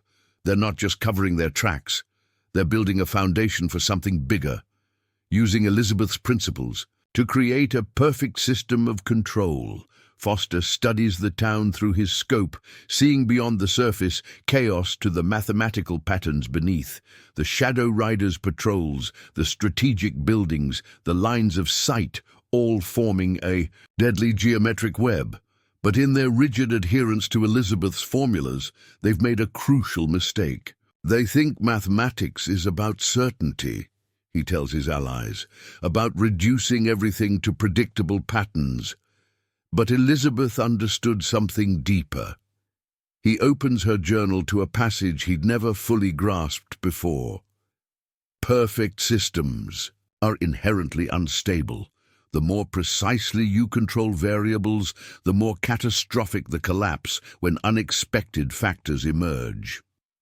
Hayes watches another Shadow Rider patrol pass, their movements mechanically precise. So, how do we fight something that seems mathematically perfect? By understanding what they don't, Foster answers. Elizabeth's final theoretical work wasn't about creating unbreakable systems. It was about proving that every system, no matter how perfect, contains the seeds of its own destruction. Through their network, they learn of more audits being conducted across the territory, each one following the same precise pattern, each targeting people with specific knowledge or connections. Rebecca's calculations reveal the larger strategy. They're not just eliminating individuals, they're systematically removing key nodes from every potential resistance network, using Elizabeth's social mathematics to identify and isolate threats before they emerge. As night falls, Foster begins calculating his response, not just tactical moves, but a deeper strategy based on Elizabeth's final insights. The Shadow Riders think they're creating an invulnerable system. Instead, they're building their own mathematical trap. Every perfect pattern, Elizabeth had written, contains within itself the exact mathematics of its own collapse. The trick isn't finding weaknesses, it's understanding how strength itself becomes vulnerability under the right conditions. Foster watches Shadow Riders establishing their night positions, each man exactly where their formulas dictate. Their mathematical precision makes them powerful, but it also makes them predictable. Through his scope, he spots Samuel Kirby conducting a final inspection. The traitor moves with mechanical efficiency, checking angles and distances against memorized formulas. But there's no understanding in his movements, no grasp of the deeper principles underlying Elizabeth's mathematics. That's how we'll beat them, Foster tells his allies. Not by fighting their system directly, but by introducing variables their equations can't account for, by making their mathematical perfection work against them. Rebecca grasps the concept immediately. Create chaos within order. Use their own precision to generate unpredictability. Exactly. Foster begins plotting positions on their map. Elizabeth's final theories weren't just about mathematics. They were about the relationship between perfect systems and imperfect reality, about how rigid adherence to formulas blinds you to emerging patterns. Their own network brings reports of growing resistance. Other towns, other veterans, other people who remember what freedom felt like before the Shadow Riders' mathematically precise oppression. We're not alone in this fight, Hayes realizes. Every person they audit, every business they intimidate, every family they threaten, they're all potential variables in our equation. Foster nods grimly. Elizabeth understood something they never will. Mathematics can describe reality, but it can't control it. Human nature, human courage, human desperation. These are variables that can't be reduced to simple formulas. As midnight approaches, another Shadow Rider patrol passes Foster's farm. Their movements are perfect, their coverage complete, their tactical geometry flawless, but in their very perfection lies their doom. Because they've forgotten the ghost of Shiloh's most important lesson. In a world governed by mathematics, the deadliest weapon isn't the ability to follow formulas. It's the wisdom to know when, where, and how to break them. And in the coming Shadow War, that wisdom will prove more valuable than all their stolen gold and borrowed equations combined. The Shadow Riders' grip on Liberty Creek tightens with mathematical precision. Each day brings new regulations, business licenses revoked, property seized, citizens arrested on mysterious charges. But Foster sees the pattern beneath the chaos. They're not just enforcing control, they're implementing Elizabeth's theories of systematic pressure. Look at their targeting sequence, he tells Rebecca, marking locations on their map. Each action creates multiple effects. A business closed here forces people to use their controlled establishments there. Every arrest generates specific patterns of fear and compliance. Rebecca's calculations confirm his analysis. They're using Elizabeth's social pressure formulas, creating cascading effects that multiply their influence while minimizing visible force. Through their network, reports arrive of similar patterns spreading across the territory. The Shadow Riders aren't just taking over towns, they're mathematically optimizing their control over entire regions. Miller brings more disturbing news. They're recruiting not just gunslingers, but people with specific skills. Former military intelligence, bank clerks, telegraph operators, anyone who can help implement their system. The recruits are carefully chosen, Foster notes. Each brings unique capabilities that fit precise roles in their mathematical web of control. A banker who understands financial pressure points, a telegraph operator who knows communication patterns, a former quartermaster who can optimize supply distribution. It's more than just building an army, Foster explains to his allies. They're creating a parallel government, one that operates in the shadows of legitimate authority, using Elizabeth's principles to maximize efficiency while minimizing visibility. Foster watches through his scope as new Shadow Riders arrive in town. Their movements betray their backgrounds, ex-military, former lawmen, trained professionals, each chosen for their ability to understand and execute complex tactical patterns. Look how they integrate new members, he observes. Each one is placed according to Elizabeth's optimal organization theories, creating redundant networks of control that can survive the loss of individual components. The pressure intensifies when Sarah Thompson is appointed as the new bank manager's assistant, a calculated move that serves multiple functions in their mathematical web of control. Her presence reminds everyone of the wedding massacre while providing them legitimate access to financial records. She's not just a symbol anymore, Rebecca observes, calculating the social impact. They're using her as a focal point. Her every movement, every interaction, carefully planned to reinforce their power. Even her grief is weaponized, mathematically optimized for maximum psychological effect. Foster recognizes the technique.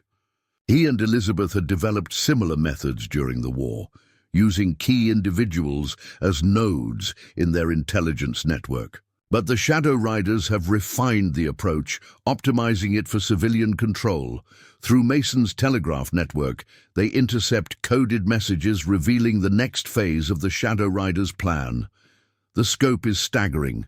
They're not just consolidating power, they're preparing to expand dramatically. These supply requisitions, Foster analyzes, spreading out decoded papers. They're gathering materials for a much larger operation. Weapons, ammunition, but also ledgers, official documents, banking supplies, everything needed to replicate their system across multiple states. Hayes studies intelligence with growing concern. They're creating a template. Once they perfect their control here, they can implement it anywhere, Foster finishes. And they're using Elizabeth's mathematics to optimize every aspect, from tactical operations to financial control to psychological manipulation. The truth hits harder than any bullet.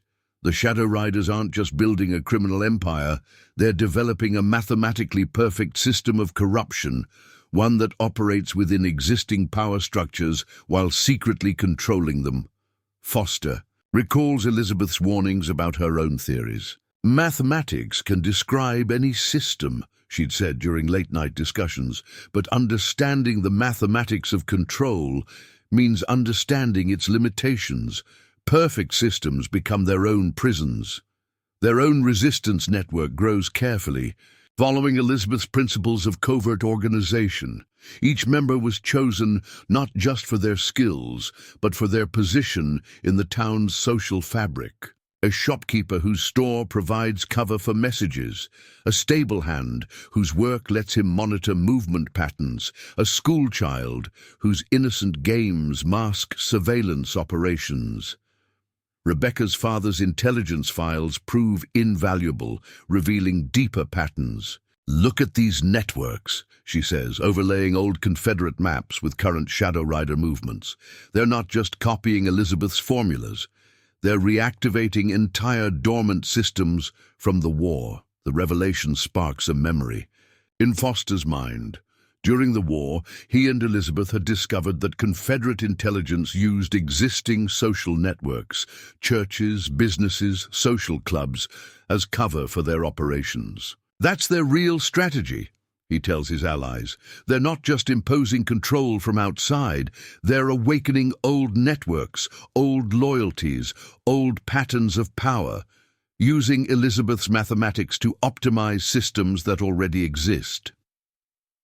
Through his scope, Foster watches Samuel Kirby directing operations from the Shadow Riders' headquarters, the old Confederate telegraph office. The traitor's movements are precise, his commands followed instantly, but there's a rigidity to their responses that betrays their weakness. They're following the formulas too perfectly, Foster observes. No room for adaptation, no understanding of why mathematics works. They think precision equals control. Rebecca's network brings word of growing resistance in other towns. People who remember freedom, who recognize the mathematical pattern of oppression settling over their lives. Each act of defiance, however small, creates ripples in the shadow. Riders' carefully calculated system. "We're not alone in this fight," Hayes says, cleaning his revolver. "Every person they squeeze, every business they strangle, every family they threaten, they're all potential allies." Foster nods grimly. Elizabeth understood something they never will. Mathematics can describe human behavior, but it can't control human nature. Fear, courage, desperation, these are variables that can't be reduced to simple equations. A coded message arrives from Sarah Thompson, passed through their growing network. The Shadow Riders are planning something big. A coordinated operation across multiple towns, timed to coincide with a major gold shipment. They're accelerating their timeline, Miller analyzes, marking key positions on their map. Moving faster than their own mathematical models suggest is optimal. Something's pushing them. Foster studies their intelligence reports, his tactical, mind-seeing patterns within patterns. The Shadow Rider's perfect system has a flaw. It depends on absolute control of information. Any disruption, any unexpected variable could shatter their mathematical precision. Through the gathering darkness, more Shadow Riders arrive in Liberty Creek, their grey dusters and precise movements marking them as members of an invisible army, soldiers in a war most people don't even know is being fought. They think they're creating something unbreakable, Foster tells his allies. A mathematically perfect system of control. But they've forgotten Elizabeth's most important insight. Perfect systems are inherently unstable. He opens her journal. To a passage that haunts him, the mathematics of power reveal a paradox. The more precisely you control a system, the more catastrophically it fails when key variables change. Perfect patterns contain the seeds of their own destruction. Foster begins calculating his counter-moves, each decision weighted with understanding of the mathematical principles at play. The Shadow Riders want to create an unbreakable system. Instead, they're building their own trap, because they've forgotten the ghost of Shiloh's most important lesson. In a world governed by mathematics, the deadliest weapon isn't the ability to create perfect patterns. It's the wisdom to know exactly where, when, and how to shatter them. And as night falls over Liberty Creek, Foster knows the time for shattering is coming soon. The pressure intensifies when Sarah Thompson is appointed as the new bank manager's assistant. Her calculated move, her presence serves multiple functions in their mathematical web of control. She's not just a symbol anymore, Rebecca observes. They're using her as a focal point, her every movement, every interaction, carefully planned to reinforce their power. Foster recognizes the technique. He and Elizabeth had developed similar methods during the war, using key individuals as nodes in their intelligence network. But the Shadow Riders have refined the approach, optimizing it for civilian control. Through Mason's telegraph network, they intercept coded messages revealing the next phase of the Shadow Riders' plan. They're not just consolidating power, they're preparing to expand dramatically. These supply requisitions, Foster analyzes, they're gathering materials for a much larger operation. Weapons, ammunition, but also ledgers, official documents, banking supplies, everything needed to replicate their system across multiple states. Hayes, still recovering from his wound, sees the implications. They're creating a template. Once they perfect their control here, they can implement it anywhere. The truth hits harder than any bullet. The Shadow Riders aren't just building a criminal empire, they're developing a mathematically perfect system of corruption, one that operates within existing power structures while secretly controlling them. Foster recalls Elizabeth's warnings about her own theories. Mathematics can describe any system, she'd said. But understanding the mathematics of control means understanding its limitations. Perfect systems become their own prisons. Their own resistance network grows carefully, following Elizabeth's principles of covert organization. Each member was chosen not just for their skills, but for their position in the town's social fabric. Rebecca's father's intelligence files prove invaluable. Look at these patterns, she says, overlaying old Confederate network maps with current Shadow Rider movements. They're not just copying Elizabeth's formulas, they're reactivating entire dormant systems from the war. The revelation sparks a memory in Foster's mind. During the war, he and Elizabeth had discovered that Confederate intelligence used existing social networks, churches, businesses, social clubs, as cover for their operations. That's their real strategy, he tells his allies. They're not just imposing control from outside. They're awakening old networks, old loyalties, old patterns of power, using Elizabeth's mathematics to optimize systems that already exist. Through his scope, Foster watches Samuel Kirby directing operations from the Shadow Riders' headquarters, the old Confederate telegraph office. The traitor's movements are precise, his commands followed instantly, but there's a rigidity to their responses that betrays their weakness. They're following the formulas too perfectly, Foster observes. No room for adaptation, no understanding of why mathematics works. They think precision equals control. Rebecca's network brings word of growing resistance in other towns. People who remember freedom, who recognize the mathematical pattern of oppression settling over their lives. We're not alone in this fight, Hayes says, cleaning his revolver. Every person they squeeze, every business they strangle, every family they threaten, they're all potential allies. Foster nods grimly. Elizabeth understood something they never will. Mathematics can describe human behavior, but it can't control human nature. Fear, courage, desperation. These are variables that can't be reduced to simple equations. A coded message arrives from Sarah Thompson, passed through their growing network. The Shadow Riders are planning something big, a coordinated operation across multiple towns, timed to coincide with a major gold shipment. They're accelerating their timeline, Miller analyzes, moving faster than their own mathematical models suggest is optimal. Something's pushing them. Foster studies their intelligence reports, his tactical mind seeing patterns within patterns. The Shadow Rider's perfect system has a flaw. It depends on absolute control of information. Any disruption, any unexpected variable could shatter their mathematical precision. Through the gathering darkness, more Shadow Riders arrive in Liberty Creek. Their grey dusters and precise movements marking them as members of an invisible army. Soldiers in a war most people don't even know is being fought, but Foster knows. He's fought this kind of war before, in the shadows where mathematics matters more than bullets, where power flows according to formulas Elizabeth discovered, patterns she decoded, systems she learned to break.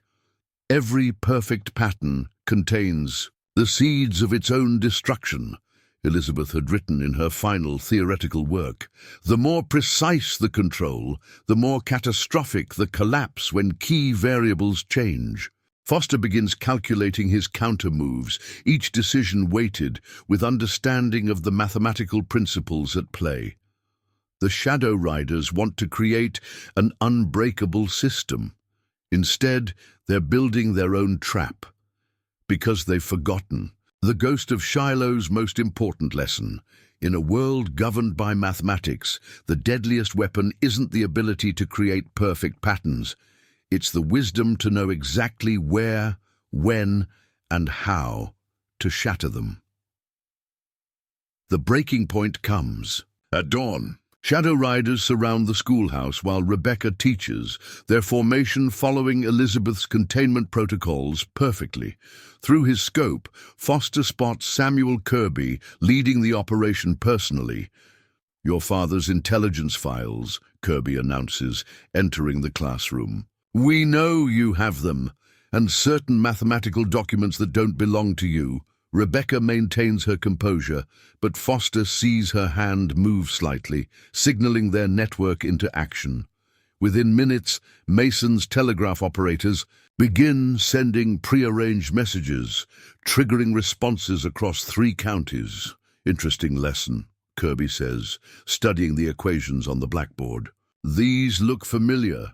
Almost like Elizabeth Drake's work on trajectory calculations, strange material for a small-town schoolhouse." Foster watches through his scope as Shadow Riders implement a textbook siege pattern. Each position is mathematically optimal, creating overlapping fields of fire. But their very precision reveals their weakness. They're following formulas without understanding principles. "Your father collected quite a library during the war," Kirby continues, pacing the classroom. "Confederate intelligence reports, Network maps, banking records, documents that could cause problems for certain people in power. Rebecca's students sit frozen, but Foster notes their subtle movements. Children of resistance members, each trained to observe and remember. Even now, they're gathering intelligence that will flow through their network. The Treasury Department has concerns, Kirby says, about unauthorized possession of sensitive military research, about mathematical formulas that could threaten national security if misused. Through their network, Foster receives urgent messages. Similar operations are happening simultaneously in other towns. The Shadow Riders are implementing Elizabeth's theory of synchronized pressure, multiple coordinated actions creating cascading effects. We can do this officially, Kirby offers, with Treasury agents and formal charges, or unofficially with an unfortunate accident. Your father had accidents on his mind when he wrote his last intelligence report, didn't he? Foster recognizes the threat pattern, psychological pressure points calculated using Elizabeth's formulas, but they've made a critical error. Their mathematical precision has made them predictable. Rebecca's response follows their prepared strategy. My father was a Confederate intelligence officer. His files are military property of the Confederate States of America, a nation that no longer exists. The Treasury Department has no jurisdiction. Interesting legal theory, Kirby smiles.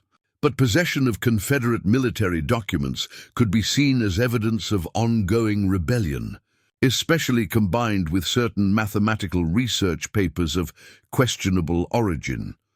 Foster watches Shadow Riders adjusting positions, responding to subtle resistance movements. They're implementing Elizabeth's adaptive defense protocols, but their reactions are mechanical, rehearsed.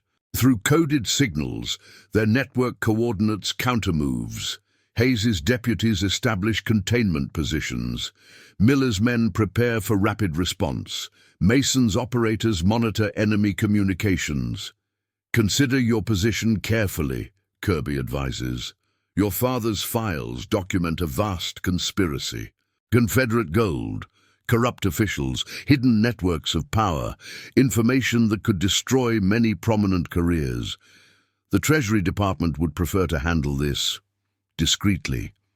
But Rebecca sees what Kirby doesn't, how each threat reveals. More about their operation, every word confirming intelligence their network has gathered, every movement exposing weaknesses in their mathematical system. You're not Treasury agents, she says calmly. You're using Elizabeth Drake's formulas, military intelligence protocols she developed for the Union Army. The same protocols you stole when you betrayed her. Kirby's facade cracks slightly. Elizabeth's mathematics were wasted on the Union cause. She never understood the bigger picture, how her formulas could reshape the entire post-war order. Create perfect systems of control that operate beyond mere governments. Foster's finger rests beside his trigger. One shot could end it. But Elizabeth's voice whispers caution. Perfect systems fail perfectly. Wait for the mathematical moment when precision becomes vulnerability. Through their network, Foster receives urgent messages. Similar operations are happening simultaneously. In other towns, the Shadow Riders are implementing Elizabeth's theory of synchronized pressure, multiple coordinated actions creating cascading effects across the entire territory. We can do this officially, Kirby offers, his voice carrying calculated menace, with Treasury agents and formal charges, or unofficially with an unfortunate accident. Your father had accidents on his mind when he wrote his last intelligence report, didn't he? Just before his tragic fall down those courthouse steps. Foster recognizes the threat pattern, psychological pressure points calculated using Elizabeth's formulas, each word chosen for maximum impact, each gesture designed to create specific emotional responses. But they've made a critical error. Their mathematical precision has made them predictable.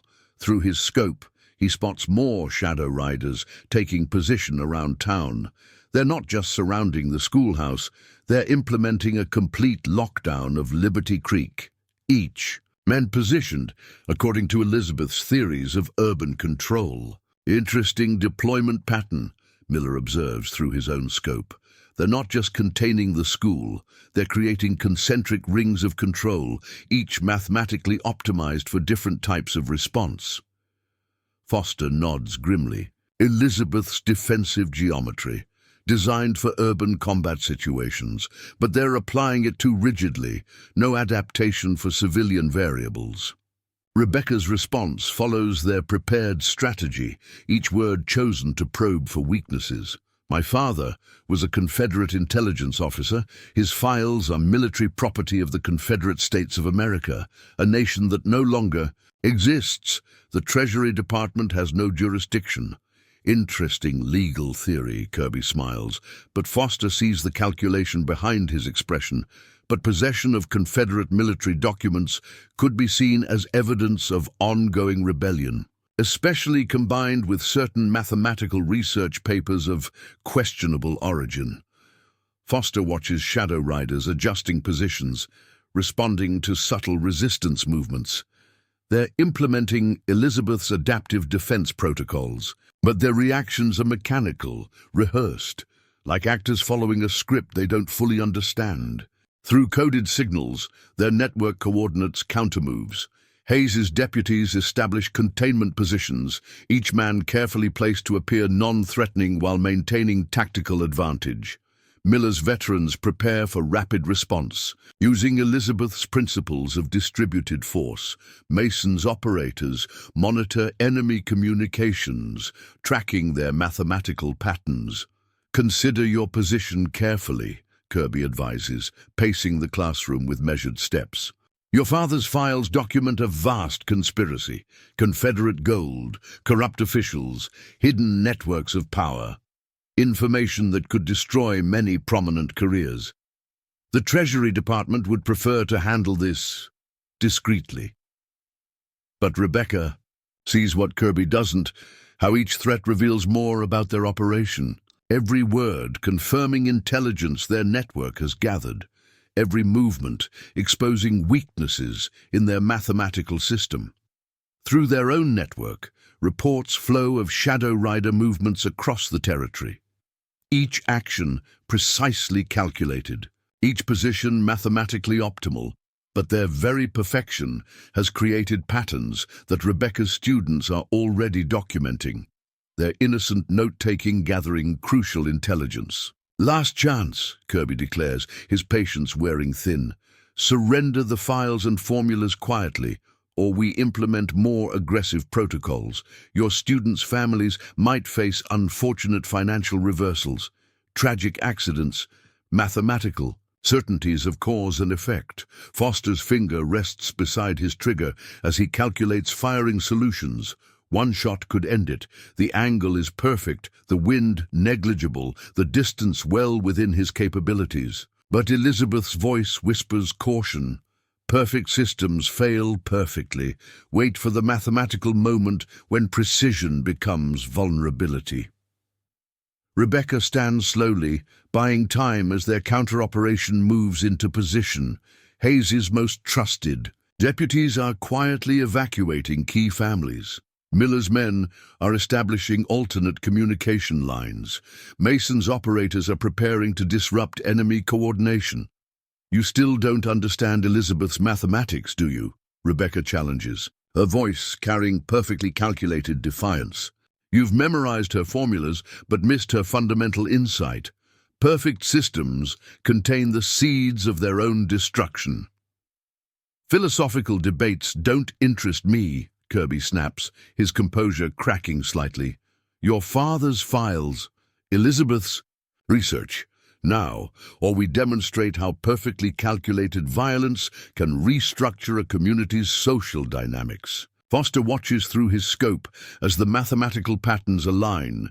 Shadow Riders maintain optimal coverage, their movements precise and predictable. Everything follows Elizabeth's formulas exactly as written, but they've forgotten her most important lesson. Mathematics describes reality. It doesn't control it. and reality is about to shatter their perfect calculations, because while Kirby focuses on the schoolhouse, he's missed the deeper pattern. How their own network has adapted Elizabeth's principles to create something the Shadow Riders can't predict. Organized chaos operating within their mathematical blind spots. Through their network, final confirmations arrive. Hayes's men in position, Miller's veterans ready, Mason's operators prepared to sever enemy communications. Sarah Thompson's coded message confirming the location of crucial documents. The breaking point approaches, not with gunfire or violence, but with the silent collapse of perfectly calculated patterns, the moment when the Shadow Riders' mathematical precision becomes their greatest vulnerability. Foster makes his final calculations not just of trajectories and wind speeds, but of human variables, fear, courage, desperation, elements that can't be reduced to simple equations, forces that Elizabeth understood but Kirby never will. Because when the moment comes, the Shadow Riders will learn why the ghost of Shiloh was feared not for his marksmanship, but for his understanding of when precision becomes a deadly weakness, when perfect patterns shatter and the mathematics of power reveal their ultimate truth. Control is an illusion, precision is vulnerability, and the deadliest force in any equation is the human spirit that refuses to be reduced to numbers. Chaos erupts with mathematical precision.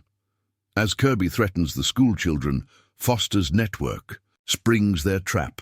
Telegraph lines go dead, cutting off Shadow Rider communications. Smoke rises from strategic points around town, disrupting their carefully calculated sight lines.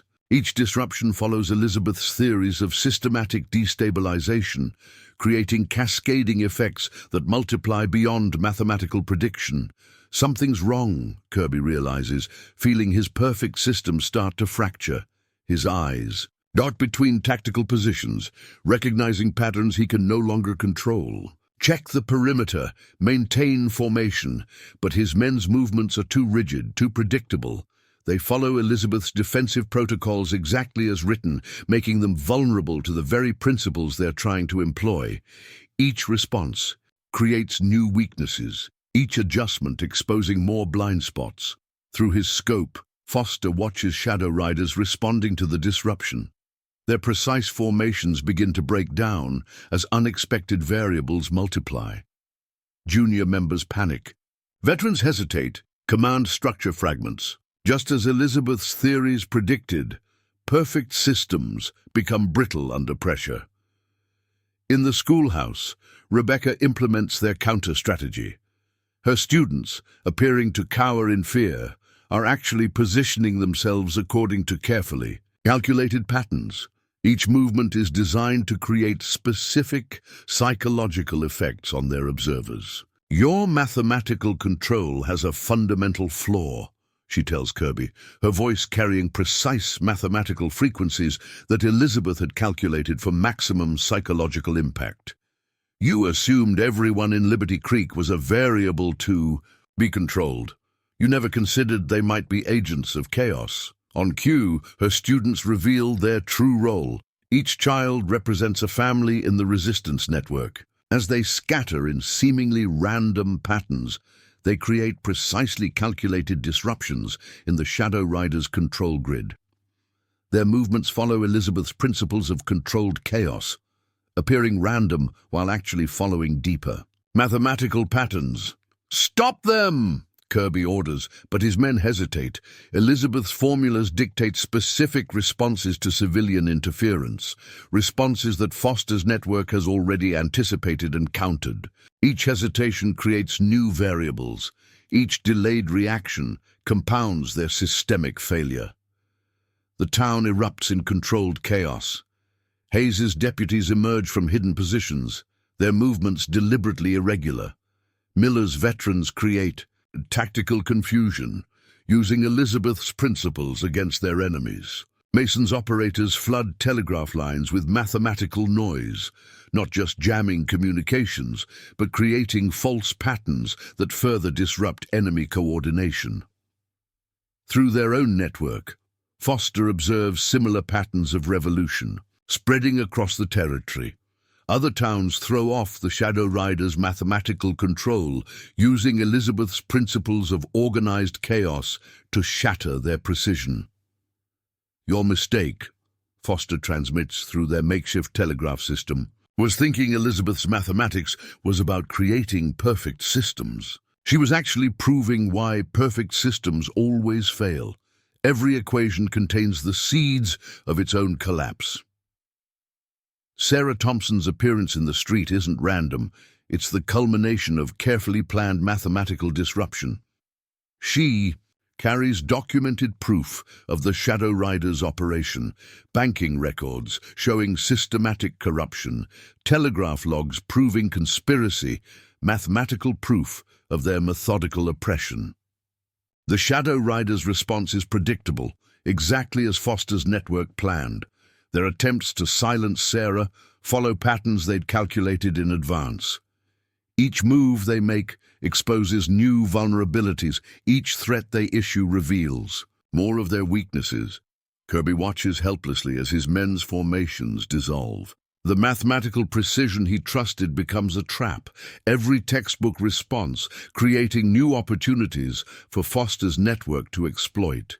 His perfect system isn't just failing. It's turning against itself exactly as Elizabeth's theories predicted. "Fall back," Kirby orders, his voice betraying growing panic. "Implement contingency protocols." But even their retreat follows calculable patterns. Foster's allies emerge from hiding not to fight, but to disrupt. Each movement is carefully designed to create maximum chaos with minimum violence. Their actions follow Elizabeth's principles of asymmetric warfare, using the enemy's own mathematical precision as a weapon against them. Through his scope, Foster sees the bigger picture emerging. The Shadow Riders' control grid isn't just collapsing, it's experiencing the cascading failure that Elizabeth's final theories had predicted. Each broken pattern creates new disruptions, each disruption amplifying through their entire system. "You can't beat us," Kirby shouts, his mathematical certainty crumbling. "We control everything, the banks, the telegraph, the law itself." "Control is an illusion," Rebecca responds, her calm voice carrying Elizabeth's understanding of deeper mathematical truths. Elizabeth proved it mathematically. The more perfectly you try to control a system, the more catastrophically it fails. Real power isn't about perfect control. It's about understanding why perfection itself is vulnerable. The Shadow Riders. Perfect formations shatter as townspeople emerge from hiding, not attacking, but moving in patterns that disrupt their mathematical grid. Each person becomes a variable they can't control, each action a deviation they can't predict. The very precision of their system makes them unable to adapt to the controlled chaos Foster's network has unleashed. Foster watches through his scope as Kirby's composure breaks. The traitor's movements become erratic, his commands confused. The perfect system he thought he controlled is turning against him in ways Elizabeth's theories had predicted years ago. Through their network, confirmation arrives from other towns. The uprising isn't just local, it's spreading according to Elizabeth's principles of mathematical contagion, each community using the same techniques of controlled chaos, each success creating ripples that undermine the Shadow Riders' entire power structure. Elizabeth's final theory wasn't about perfect control, Foster transmits to his allies. It was about understanding why perfection itself is vulnerable, why systems that can't adapt inevitably collapse. She proved mathematically that the more rigid the control, the more catastrophic the failure. Sarah Thompson delivers the final blow, her public revelations following precise mathematical timing. The documents she reveals don't just expose individual crimes. They demonstrate the systematic nature of the Shadow Riders' corruption. Each piece of evidence carefully chosen to create maximum impact, each revelation timed to amplify the chaos already unleashed. The Shadow Rider's response is predictable, exactly as Foster's network planned. Their attempts to silence Sarah, following patterns they'd calculated in advance. Patterns that leave them exposed to the chaos they can't control, the human variables they never learned to account for. As their perfect system collapses, Foster remembers Elizabeth's last words about mathematics and power. The most elegant equation isn't about control, it's about understanding why control itself is an illusion. True mathematics describes the patterns in chaos, the order in randomness, the humanity in numbers. Liberty Creek becomes a laboratory for her theories, the Shadow Rider's mathematical precision shattering against the reality of human unpredictability. Their perfect patterns dissolving into chaos they never learned to navigate, their rigid formulas breaking against the flexibility of true understanding. Because while they mastered Elizabeth's formulas, they never grasped her most important principle. True mathematics isn't about imposing order on chaos. It's about understanding why chaos itself follows deeper patterns that no system can control. And in that understanding lies the real power that the Ghost of Shiloh has waited to unleash. Not the power of perfect precision, but the strength that comes from knowing exactly when, where, and how to let chaos reign. In the schoolhouse, Rebecca implements their counter-strategy. "You're mathematical. Control has a fundamental flaw," she tells Kirby. "You assumed everyone in Liberty Creek was a variable to be controlled. You never considered they might be agents of chaos." On cue, her students reveal their true role. Each child represents a family in the resistance network. As they scatter in seemingly random patterns, they create precisely calculated disruptions. In the Shadow Rider's control grid, "Stop them!" Kirby orders, but his men hesitate. Elizabeth's formulas dictate specific responses to civilian interference, responses that Foster's network has already anticipated and countered. The town erupts in controlled chaos. Hayes's deputies emerge from hidden positions, their movements deliberately irregular. Miller's veterans create tactical confusion, using Elizabeth's principles against their enemies. Mason's operators flood telegraph lines with mathematical noise. "You're using Elizabeth's formulas," Kirby realizes, watching his perfect system unravel. "But this isn't possible. We have all her research." "You have her formulas," Rebecca corrects. "We understand her principles. Mathematics isn't about control. It's about describing the patterns in chaos." Foster's finger tightens on his trigger as Sarah Thompson appears in the street. Her presence wasn't random. She's carrying documented proof of the Shadow Rider's entire operation, banking records, telegraph logs, proof of their corruption. Through their network, reports flow of similar uprising across the territory. Other towns throw off the Shadow Rider's mathematical control, using Elizabeth's principles of organized chaos to shatter their precision. "Your mistake," Foster transmits through their makeshift telegraph system, "was thinking Elizabeth's mathematics was about creating perfect systems. She was actually proving why perfect systems always fail." Kirby watches helplessly as his men's formations dissolve. Each attempt to restore order follows predictable patterns that Foster's network exploits. Their mathematical precision has become a trap. "Fall back," Kirby orders. "Implement contingency protocols." But even their retreat follows calculable patterns. Foster's allies emerge from hiding, not to fight, but to disrupt. Each movement is carefully designed to create maximum chaos with minimum violence. Through his scope, Foster sees the bigger picture emerging.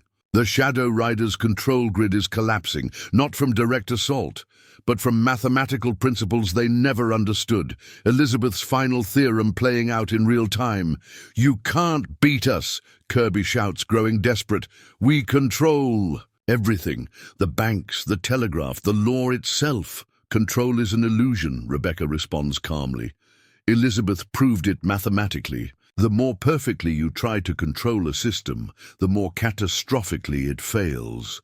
The Shadow Riders' perfect formations shatter as townspeople emerge from hiding, not attacking, but moving in patterns that disrupt their mathematical grid.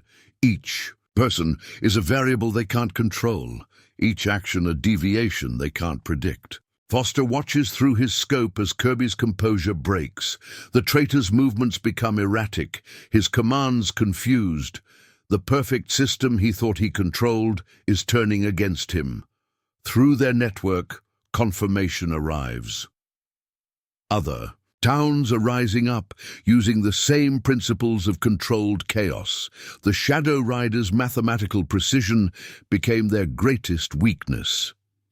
Elizabeth's final theory wasn't about perfect control, Foster transmits to his allies. It was about understanding why perfection itself is vulnerable, why systems that can't adapt inevitably collapse. Sarah Thompson delivers the final blow, publicly revealing documents that expose the entire conspiracy. Banking records showing corruption, telegraph logs proving conspiracy, mathematical proof of their systematic oppression. The Shadow Riders' response is predictable, exactly as Foster's network planned. Their attempts to silence Sarah following patterns they'd calculated in advance, patterns that leave them exposed to the chaos they can't control. As their perfect system collapses, Foster remembers Elizabeth's last words about mathematics and power. The most elegant equation isn't about control, it's about understanding why control itself is an illusion. Liberty Creek becomes a laboratory for her theories, the Shadow Riders' mathematical precision shattering against the reality of human unpredictability, their perfect patterns dissolving into chaos they never learned to navigate, because while they mastered Elizabeth's formulas, they never grasped her most important principle. True mathematics isn't about imposing order on chaos, it's about understanding why chaos itself follows deeper patterns that no system can control. And in that understanding lies the real power that the ghost of Shiloh has waited to unleash. Victory has its mathematical cost. As the Shadow Riders' perfect system collapses in Liberty Creek, Deadeye Thorn reveals his final strategy, not with precision, but with brutal simplicity that shatters all equations. The explosion at Mason's telegraph office follows no mathematical pattern, just pure destruction, eliminating their primary communication hub. Through his scope, Foster watches the building burn, knowing Mason was inside, coordinating their network. The loss hits hard, not just a tactical blow, but a human one. Mason had been more than an operator. He'd been a friend who understood the poetry in Elizabeth's mathematics. Basic tactical algebra, Miller grimly observes, studying the burning building. When complex systems fail, revert to simple violence, they're not just killing people, they're destroying the very idea of mathematical control. Rebecca's quick calculations reveal the deeper strategy. The Shadow Riders aren't just lashing out, they're systematically destroying key nodes in the resistance network. Each target chosen not for mathematical optimization, but for maximum psychological impact. The elegant equations they once followed were replaced by primal calculus of terror. Through their damaged network, reports arrive of similar attacks across the territory. Shadow Riders destroying evidence, eliminating witnesses, burning records. Their mathematical control system transforms into something more primitive and deadly. Each attack seemingly random, but following a deeper pattern of destruction. Foster watches through his scope as Thorn himself rides into town, leading a column of hard-eyed killers. These aren't the mathematically precise Shadow Riders. They're pure mercenaries, hired guns with no interest in elegant equations. Their very presence mocks everything Elizabeth believed about the mathematics of civilized conflict. "Your mathematics professor would be disappointed, Ghost," Thorn calls out, his voice carrying across the smoky street. "All those fancy calculations, and you forgot the simplest equation. Blood plus terror equals power. Your wife never understood that some things can't be reduced to numbers. The mercenaries spread through town, ignoring tactical positions, defying mathematical prediction. They don't maintain firing lines or calculated formations. They simply kill, creating chaos that can't be countered with precise responses. Each death adds to a different kind of equation, one written in blood instead of numbers. Foster's mind races through combat calculations, but Elizabeth's formulas assume rational actors following predictable patterns. These men operate on pure instinct and brutality. Yet even in their chaos, he begins to see what Elizabeth's final theories suggested, that all human behavior, even at its most primitive, follows mathematical laws. The cost becomes personal when Shadow Riders attack the schoolhouse, not with tactical precision, but with simple fire and bullets. Rebecca evacuates her students through pre-planned routes, but takes a bullet protecting young Tommy Hayes. The boy's scream as she falls carries no mathematical frequency, just pure human anguish. Through the smoke and gunfire, Foster starts to grasp what Elizabeth was trying to teach him in her final work. These mercenaries might ignore mathematical precision, but their very brutality creates new patterns, different equations hidden beneath the chaos. Elizabeth's final theory wasn't about perfect systems, he tells his remaining allies.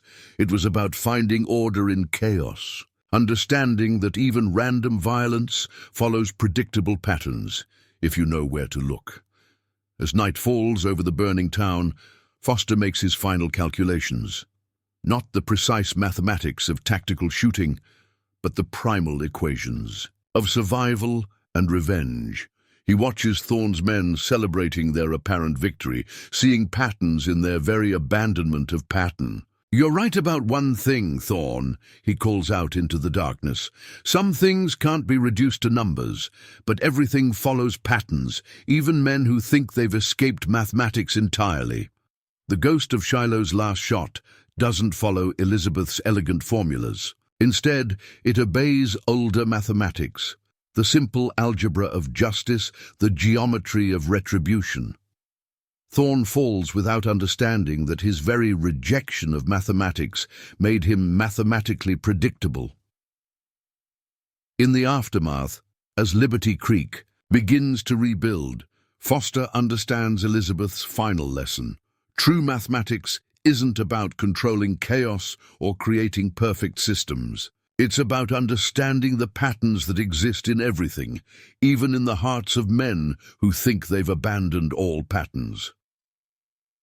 The Shadow Riders' mathematical empire lies in ruins, their elaborate equations replaced by simpler truths. Some survivors flee into the wild territories, carrying Elizabeth's formulas but never understanding her principles. Others surrender to the very law they once corrupted. Their perfect system collapsed into simple justice. Foster stands in the schoolhouse one last time, looking at Elizabeth's equations still written on the blackboard. They seem different now.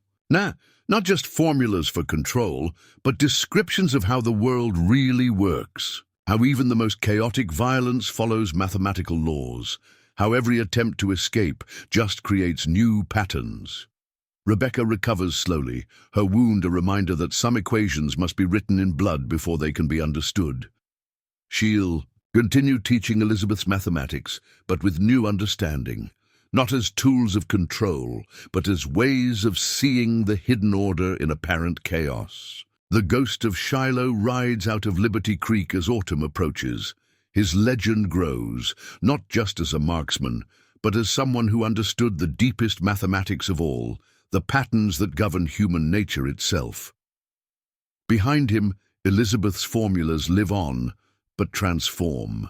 No longer weapons of control, but tools for understanding the complex patterns that exist in everything, from bullet trajectories to human hearts. Her final theory was proven not in elegant equations, but in the messy mathematics of real human conflict because in the end, she was right about the most important equation of all.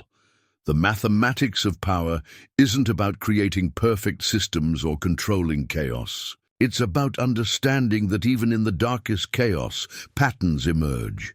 Even in the most brutal violence, mathematics exists. And in that understanding lies the only real power worth having. The power not to control, but to comprehend. Not to impose order, but to recognize the order that exists in everything. Even in the hearts of men who think they've escaped all pattern and prediction. Years later, travelers passing through Liberty Creek would hear stories about the ghost of Shiloh. Not just tales of impossible shots and mathematical precision, but of a deeper understanding. How he saw patterns others missed, how he turned chaos itself into a weapon against those who worshipped control. Rebecca continues teaching in the rebuilt schoolhouse, her lessons now including Elizabeth's final theories, not as tools of war, but as ways of understanding the world. Her students learn that mathematics isn't just about numbers, it's about seeing the hidden order in everything from falling leaves to human hearts. The Shadow Riders pass into history, their perfect system, remembered as a warning. Some say their encrypted documents still surface occasionally, filled with Elizabeth's elegant formulas, but without understanding her principles, they're just numbers on paper, devoid of the deeper mathematics that govern human nature. Foster rides the territories, hunting other threats to peace, but he no longer relies solely on precise calculations and measured shots. Instead, he sees the patterns that others miss, the mathematics written in human behavior, in violence and peace, in order and chaos. Elizabeth's final equation, the "when she died protecting," wasn't about control at all. It was about understanding that true power lies not in imposing patterns, but in seeing the patterns that already exist, in recognizing that even the most chaotic heart follows mathematical laws if you know how to read them. As autumn turns to winter, the ghost of Shiloh becomes more legend than man. They say he can read the mathematics of violence in the wind and calculate justice in the angle of the sun, that he understands equations written not in numbers, but in human nature itself. But Foster knows the truth is simpler. Elizabeth's greatest gift wasn't her mathematical genius, but her understanding that everything, even chaos, even violence, even love, follows patterns. And in understanding those patterns lies the only real power anyone can hope to possess. The power not to control the world, but to comprehend it. Not to impose order on chaos, but to see the order that exists in everything, even in a world governed by guns and greed, where control is an illusion and power corrupts. The deepest mathematics remain true, written not in elegant formulas or precise calculations, but in the complex equations of human nature itself.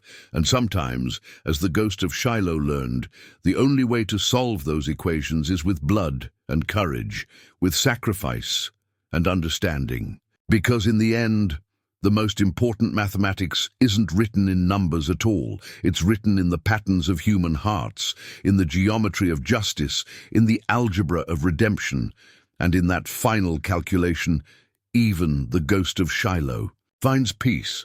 They're abandoning Elizabeth's formulas, Foster realizes, watching new patterns emerge, reverting to primal tactics, no precision, no calculation, just raw terror. Through their damaged network, reports arrive of similar attacks across the territory. Shadow Riders destroying evidence, eliminating witnesses, burning records. Their mathematical control system transforms into something more primitive and deadly. Hazes, remaining deputies, bring worse news. Shadow Riders are targeting families now, anyone connected to the resistance. Not with calculated pressure, but with indiscriminate violence designed to shatter morale. "They're using chaos against chaos," Rebecca analyzes, her voice tight with anger, "trying to break our network by making patterns impossible to predict or counter." Foster watches through his scope as Thorne himself rides into town, leading a column of hard-eyed killers. These aren't the mathematically precise shadow riders. They're pure mercenaries, hired guns with no interest in elegant equations. "Your mathematics professor would be disappointed, Ghost," Thorne calls out, his voice carrying across the smoky street. "All those fancy calculations, and you forgot the simplest equation. Blood plus terror equals power." The mercenaries spread through town, ignoring tactical positions, defying mathematical prediction. They don't maintain firing lines or calculated formations. They simply kill, creating chaos that can't be countered with precise responses. Foster's mind races through combat calculations, but Elizabeth's formulas assume rational actors following predictable patterns. These men operate on pure instinct and brutality. Through their fragmented network, more reports of devastation arrive. The Shadow Riders are burning their own infrastructure, destroying evidence of their mathematical control system. Trading calculated. Power for raw violence. "They're not just attacking us," Miller observes. "They're erasing every trace of Elizabeth's work, making sure no one can ever use her mathematics against them again." Rebecca works frantically to adapt their strategies, but pure chaos defies mathematical prediction. Each attempt to calculate her patterns meets random violence that follows no formula. "This is what Elizabeth feared," Foster tells his allies. Not that her mathematics would be misused, but that people would abandon mathematics entirely, replace precision with brutality, calculation with slaughter. The cost becomes personal when Shadow Riders attack the schoolhouse, not with tactical precision, but with simple fire and bullets. Rebecca evacuates her students through pre-planned routes, but takes a bullet protecting young Tommy Hayes. Foster's finger tightens on his trigger, every instinct screaming for immediate response. But Elizabeth's voice whispers caution. "Even." In chaos follows patterns if you know how to look. Through his scope, he watches Thorne directing the destruction. The man's movements betray no mathematical precision, no calculated strategy, just the brutal efficiency of a killer who's abandoned all pretense of civilization. "Your wife's mathematics were impressive, Ghost," Thorne shouts into the smoke. "But she never understood that some men can't be reduced to equations, some forces can't be calculated or controlled." Sarah Thompson emerges from hiding, clutching crucial documents. She makes it halfway to the sheriff's office before Thorne's men cut her down. Not with precise shots, but with a brutal volley that leaves nothing to chance. The resistance network fragments as fear spreads, not the calculated fear the Shadow Riders once used, but primal terror that follows no mathematical pattern, each death seemingly random, each attack defying prediction. Foster remembers Elizabeth's last theoretical work, the papers she was writing when they killed her, not just about mathematical control, but about the patterns hidden in apparent chaos, the deeper equations that govern even seemingly random violence. Through the smoke and gunfire, he begins to see what she was trying to teach him. These mercenaries might ignore mathematical precision, but their very brutality creates new patterns, different equations hidden beneath the chaos. Elizabeth's final theory wasn't about perfect systems, he tells his remaining allies. It was about finding order in chaos, understanding that even random violence follows predictable patterns if you know where to look. Rebecca, wounded but alive, grasps the concept immediately. They're not just abandoning mathematics, they're creating new equations written in blood and terror. Foster watches through his scope as Thorne's men continue their rampage. Their violence seems random, but subtle patterns emerge. Not the precise formations of Shadow Riders, but something more primitive and predictable. Because while they've abandoned Elizabeth's formal mathematics, they can't escape the deeper patterns that govern all human behavior. Even chaos follows. Rules, if you understand the true mathematics of violence, and in that understanding lies their last hope of survival. Not through perfect calculations or precise formations, but through grasping the brutal equations that even Thorne's killers unconsciously follow. The ghost of Shiloh prepares for a different kind of mathematics. Not the elegant formulas Elizabeth created, but the primal calculations of survival. Because sometimes the most important equations are written not in numbers, but in blood. Up next, you've got two more standout stories right on your screen. If this one hits the mark, you won't want to pass these up. Just click and check them out, and don't forget to subscribe and turn on the notification bell so you don't miss any upload from us.